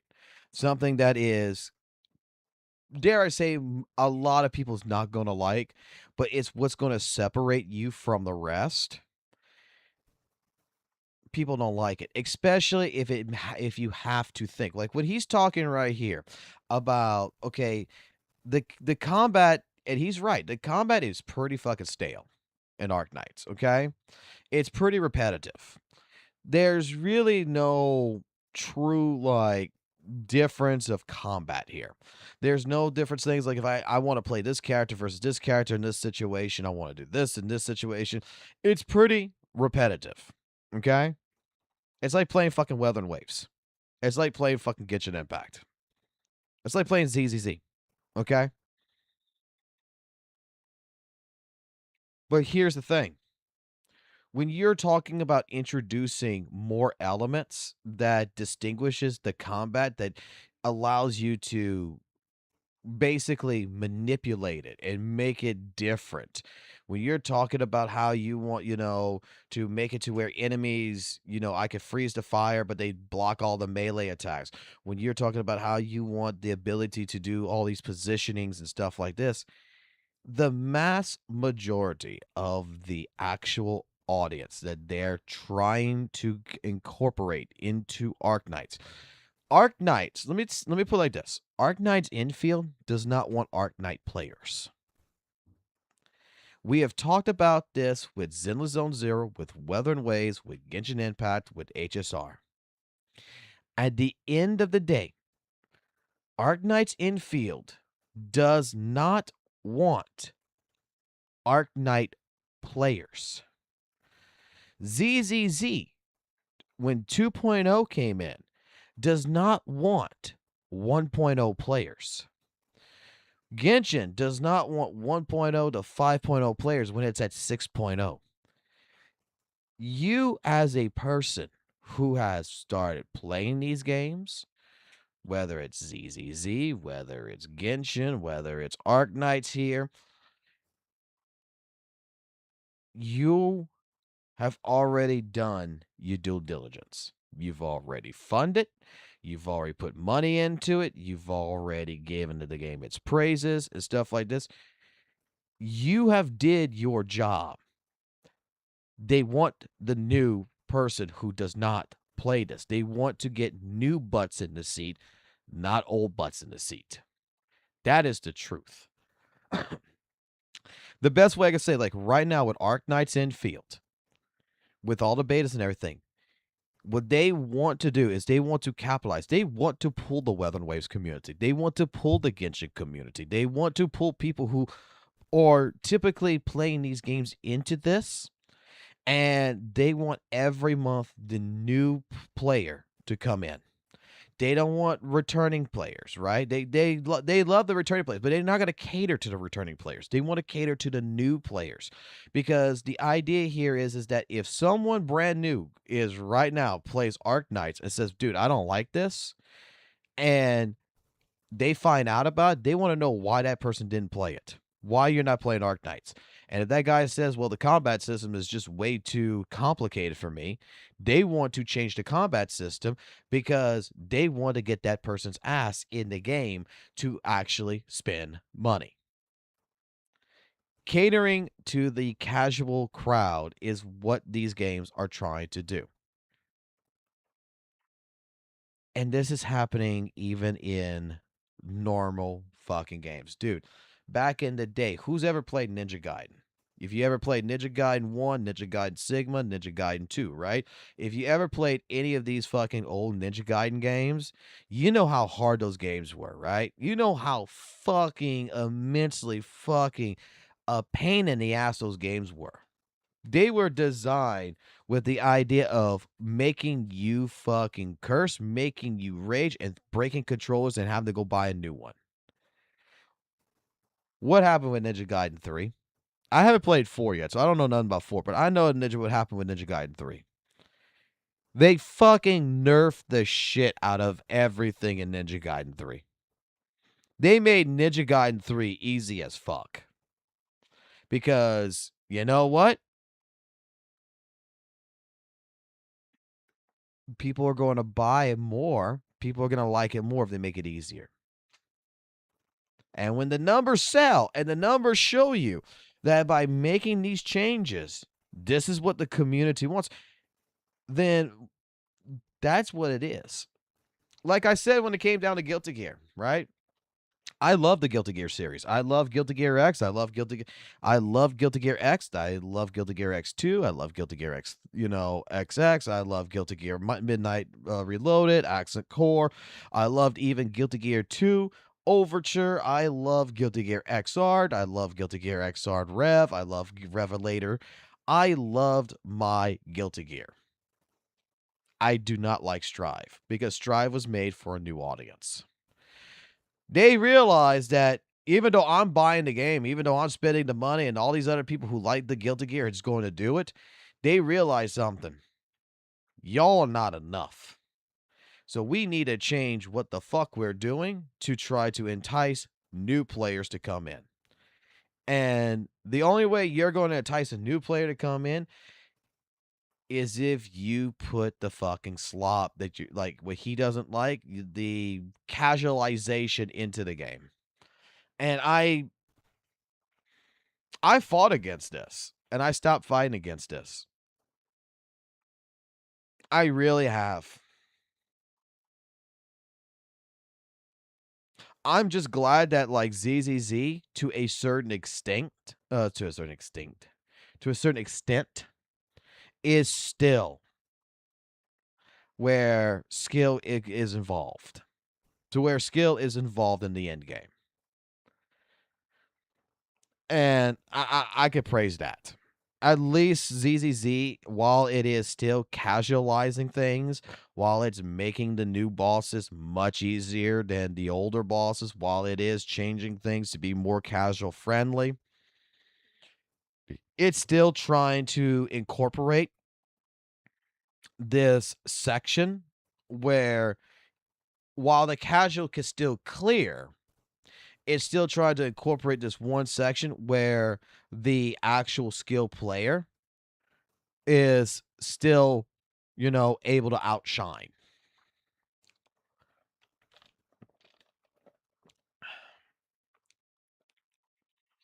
But that's the thing. The thing is that we're getting to a point where I'm just saying, like, nobody wants complex systems. Nobody wants, complex battle systems and shit. The only thing that I'm going to tell you right now, like, what interests me about Arknights? Like, what generally interests me about Arknights is not the combat. The combat, I think, like I said, I think the combat is very much stale. What's actually interesting me and what I'm hoping that they keep updating and what I hope they keep working on, and I want to see I want to see myself building factories and shit, right? Is I want to see the factory section of this. I want to see myself building buildings, a house, stuff like this. I want to see the actual infrastructure development continue to grow. That is what is selling me into this game. Bob the Builder, correct. The entire factory system is what's selling me in this game. Like, I got all the games I want for combat, right? Combat is a side fucking thing in this. I like the idea of sitting there and figuring out the factory. I don't even want to actually do the fucking story. The only reason why I'm doing it is to lift up my characters and to try to go ahead and find the little fucking goddamn wind guys, so that way I can get more of these build-ups to the AC system, right? So that way I could expand my fucking factory. That's what I care about. I care about the factory system so far, and this is what I'm having fun with. Like, I'm not even interested in the story as much. I'm not interested in the combat.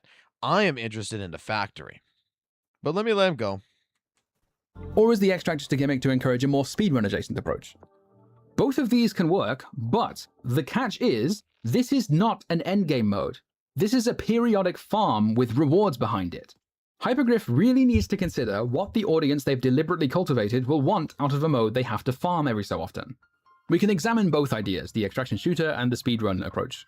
If they're more interested in the extraction shooter approach, then there needs to be unpredictability between runs, both in terms of enemies and loot, and there needs to be mechanisms that actually create tension to be resolved, because there's currently none of it in the mode at all. One major way in which all extraction shooters achieve this is that you can't just leave the match from wherever you happen to be and still keep all your loot. You have to get back to one of a few extraction points. Another is the fact that loot is mostly random, and the high-tier loot areas will have more enemies there presenting a greater threat. To use a more specific example from Arc Raiders, just because I've been rather enjoying it lately and this gives me a reason to talk about it, Arc robots are designed in such a way that will frequently make your location, or at least your presence, known to nearby players. Didn't Arc Raiders get EOS'd?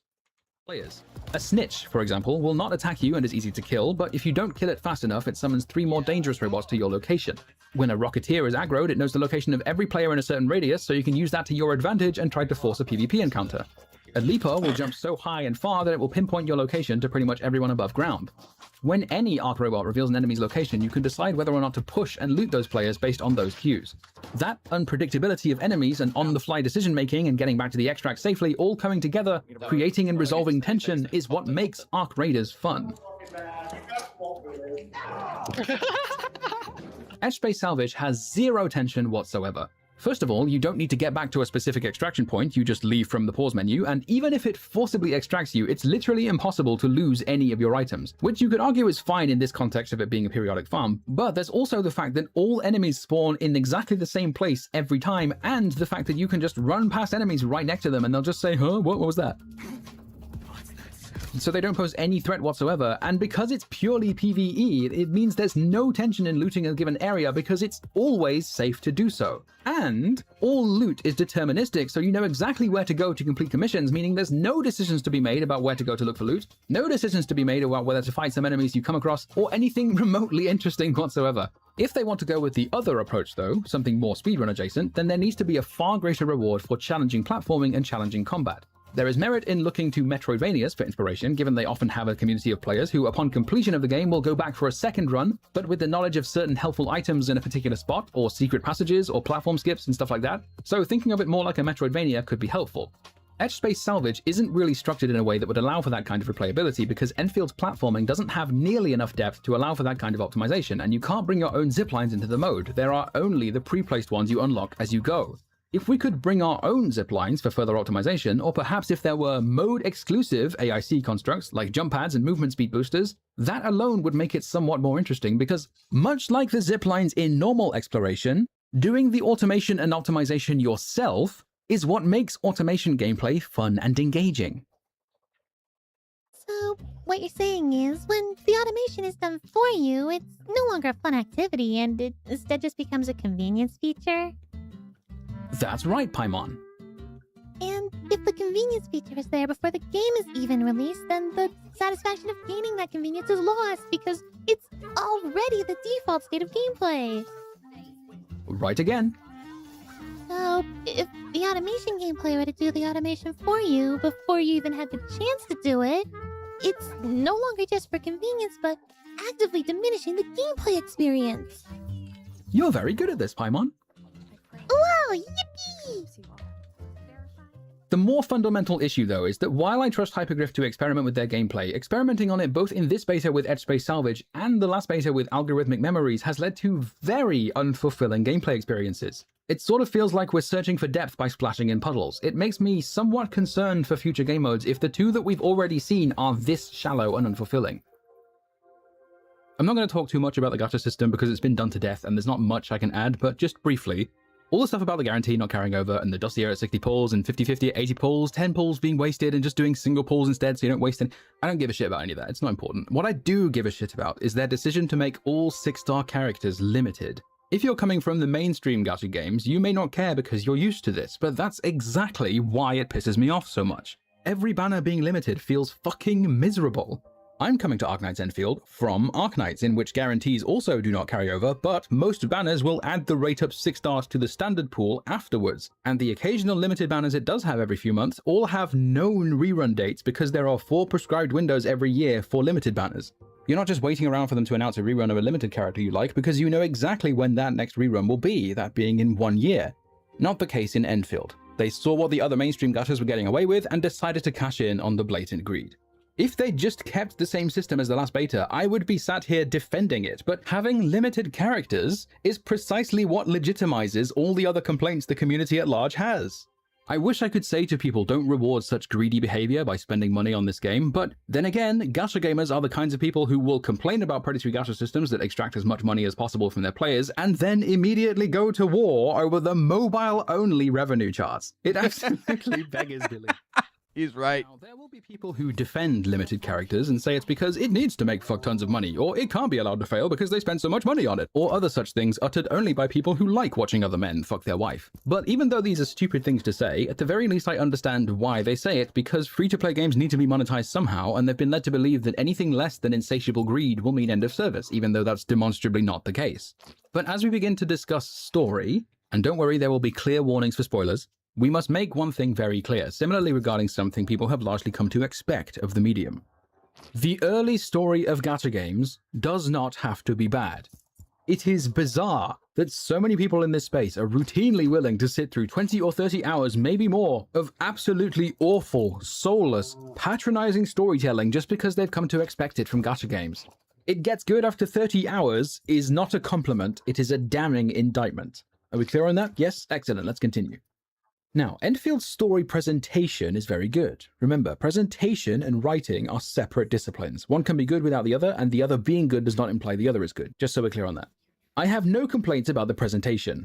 The prologue is also rather good. There's a healthy dose of mystery and aura and action to get you hooked on the concept. The whole first half hour or so, including the prologue, is all fine. Good dynamic animations, good camera shots, and some excellent cutscenes. I particularly really liked the one where Emin and Perlica go from the Dijang to the surface. It's only about a minute long, and it's not a spoiler, so just see for yourself. Just moments ago, simultaneous self-destruction occurred to the orbital landing relay drone squadrons. The communication blackout is expanding towards Valley 4, and the status of facilities along the route is now unverifiable. At the same time, we are picking up extremely intense angeloid energy signals in the affected area. We are hailing the hub base on every channel. So far, they haven't responded. The whole place is offline. The plan was to bring the Enman to the base in 10 days. But the hub... We can't wait that long. Fiona, prep for my drop at once. Wait, now? Okay, I'll run the checks. There's surface interference. Current situation is too risky. Unguided emergency drops might deviate. We'll drop you to the area near the base, out of concern for safety. Director Chen and Andre are at the hub base. In accordance with the contingency plan, they will take control of the scene as critical events happen. Fiona, keep hailing the hub base, regardless of whether we've received any response from them. Inform them that I'm coming soon. Good music, good voice acting, incredible visual style, sets the scene very well, builds good tension, it's just really well made. Very good presentation throughout the game. As for the writing, holy mother of God, where do I even start? Once you set foot in Valley 4 and meet Andre the Owl, it immediately starts to deteriorate. You meet Chen and quickly learn that she is Paimon. Her entire role in this region is to state the obvious, restate what someone else has just said so babies can understand, comment on what little is happening like it's a fucking reaction video, and make sure you know exactly how you're supposed to feel at any given moment. Our clan is called the Pack. Unlike the Bone Crushers, we are disciplined. We know when to dispense violence. Oh, so that means Bone Crushers are bandit raiders, while the pack are the heroic wildland rangers? We need the Reginium ore to make Origo crusts. I don't think we have enough ore. What? That means we won't be getting any combat facilities. Mia's drawing turned the graffiti into a home. Oh, let me guess. Mia really wants to live in a proper house with her family. Quick, get to the sapling. It's blasting out saplings. Good thing we have the saplings here. Hello? Do you copy? What the... Was that a radio message? Someone's trying to hail us. We can unleash the electrical power stored in the reservoir. This will generate an energy pulse capable of flattening the entire power plateau. Wait. I'm not hearing things right. An energy pulse to flatten the entire place? So, what you Paimon, say? please, now is not a good time. Fucking goddamn it. It's also not just Chen. NPCs are also routinely given lines that make absolutely sure you are under no illusion and that you are the good guys. Characters are never allowed to just be characters because everything revolves around you as the N-Min. You've been absent for 10 years, you have no memories, but you're seemingly unfazed by everyone's obsession with pogging at you and saying nothing interesting. Absolutely nothing feels earned. Having even one non-villain character not immediately treating you like the Messiah himself would make our players far too uncomfortable. Stop right there! You don't look like Landbreakers. We're the Enfield Crisis Team. I told you to stand where you are! Calm down, Eliza. Landbreakers, the main villains, are still just generic bad guys who want you dead with no nuance whatsoever. It simultaneously wants us to believe they are too stupid for their own good and just collect random electronics without understanding their value, while also capable of doing underground scientific experiments? Who is writing this?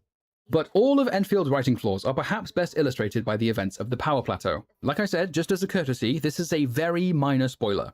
In my opinion, it won't harm your experience with it to know what happens, but I'm letting you know just in case. It's a very minor spoiler. You meet Crow, an NPC from the faction that inhabits Valley 4, the UWST. He's angry at the damage the Landbreakers have done, so he's planning on calling in artillery to kill them all and himself with it for some reason. You go on a fetch quest to find a signal emitter, in which various NPCs tell you people died to defend the signal emitter. You go back to Crow, he rallies all the remaining staff to give a rousing speech with driving music. We're supposed to feel motivated and invested in their fate. Instead, the person in charge of the artillery tells Crow to keep his workers safe and that the artillery will instead provide covering fire. Then the Enfielders charge the Landbreaker forces and the story continues. This part of the story could create real tension and interesting storytelling by criticizing his overly militaristic approach with the idea that maybe it's a little bit unwise to nuke yourself just to kill all the nearby Landbreakers with wanton disregard for your own life and arguably the lives of all your other staff. But instead, it's just presented as this heroic act of bravery. It's only criticized, if you can even call it that, because it endangers the lives of the UWST staff. The Landbreakers? What was their crime again? Vandalism. Oh yeah, they can all just die then, that's fine, no notes. Really?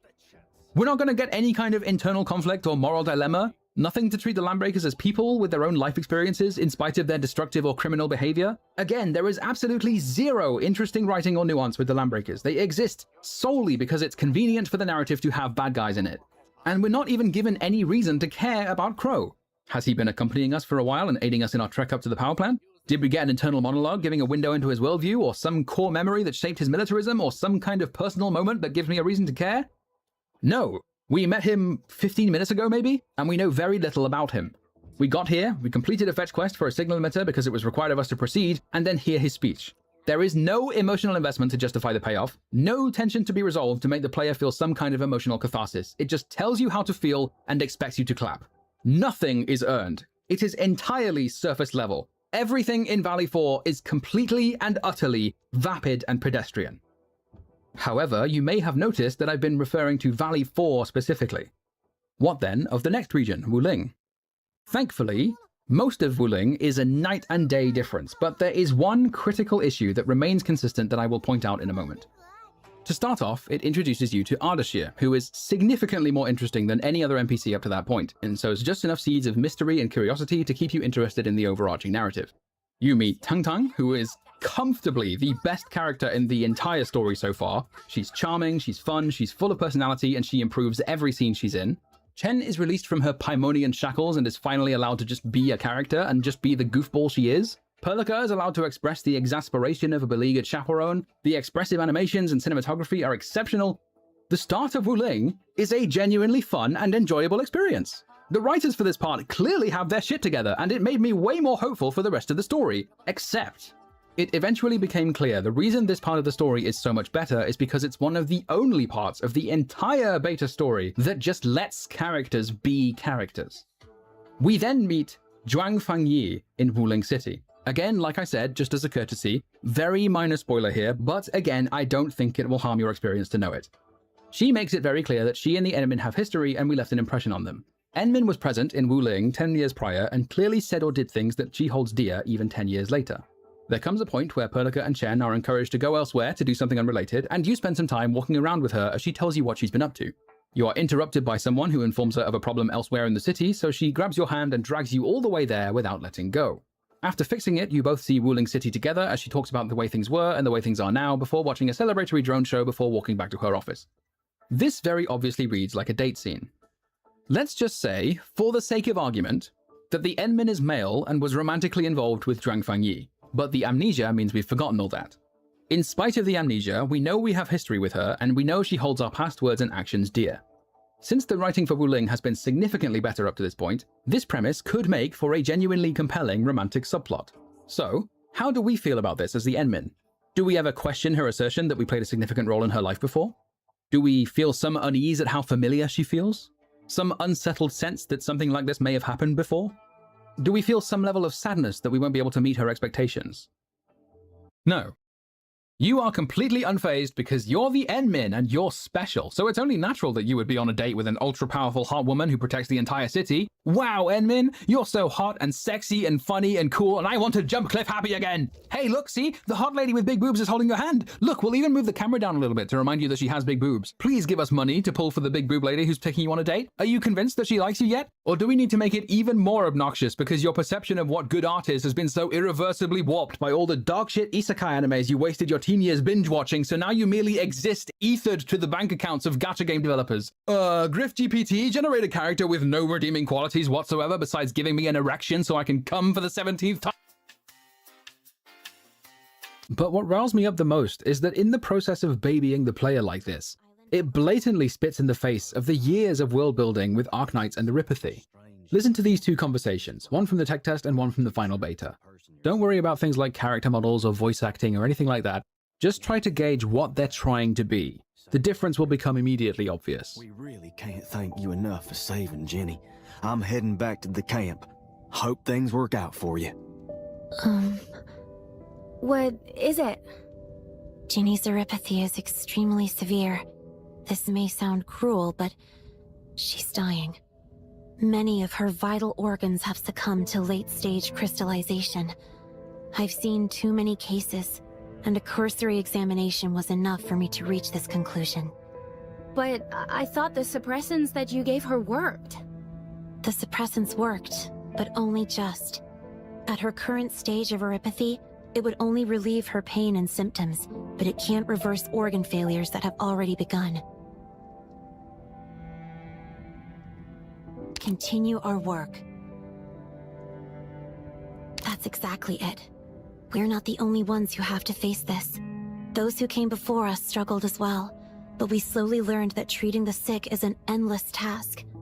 The key lies in finding the cause of this issue, and making sure we have the power to fix it. This is the only way to ensure that our future actions will benefit more people.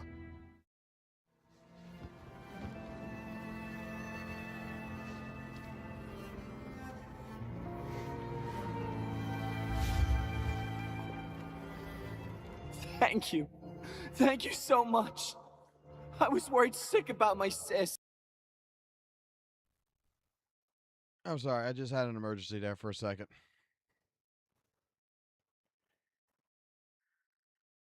God damn it.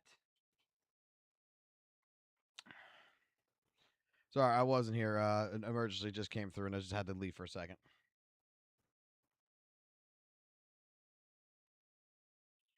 I gotta go deal with some.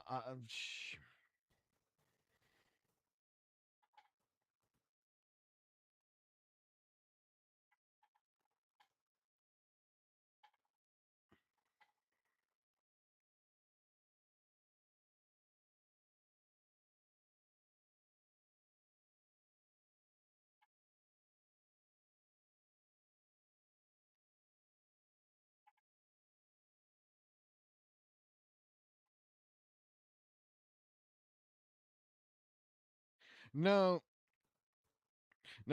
it's just family stuff. There's no Kuroverse that is with pitchforks or anything like that. But I tell you what, if you guys don't mind, I hate doing this. I really do. I gotta go deal with something. I'm gonna try to be back. I am. Besides, this video is way too long anyway. So I do apologize that the live stream is being shit on the weekends right now. This is not my intention, but I got to go deal with something. So I will be back as soon as possible.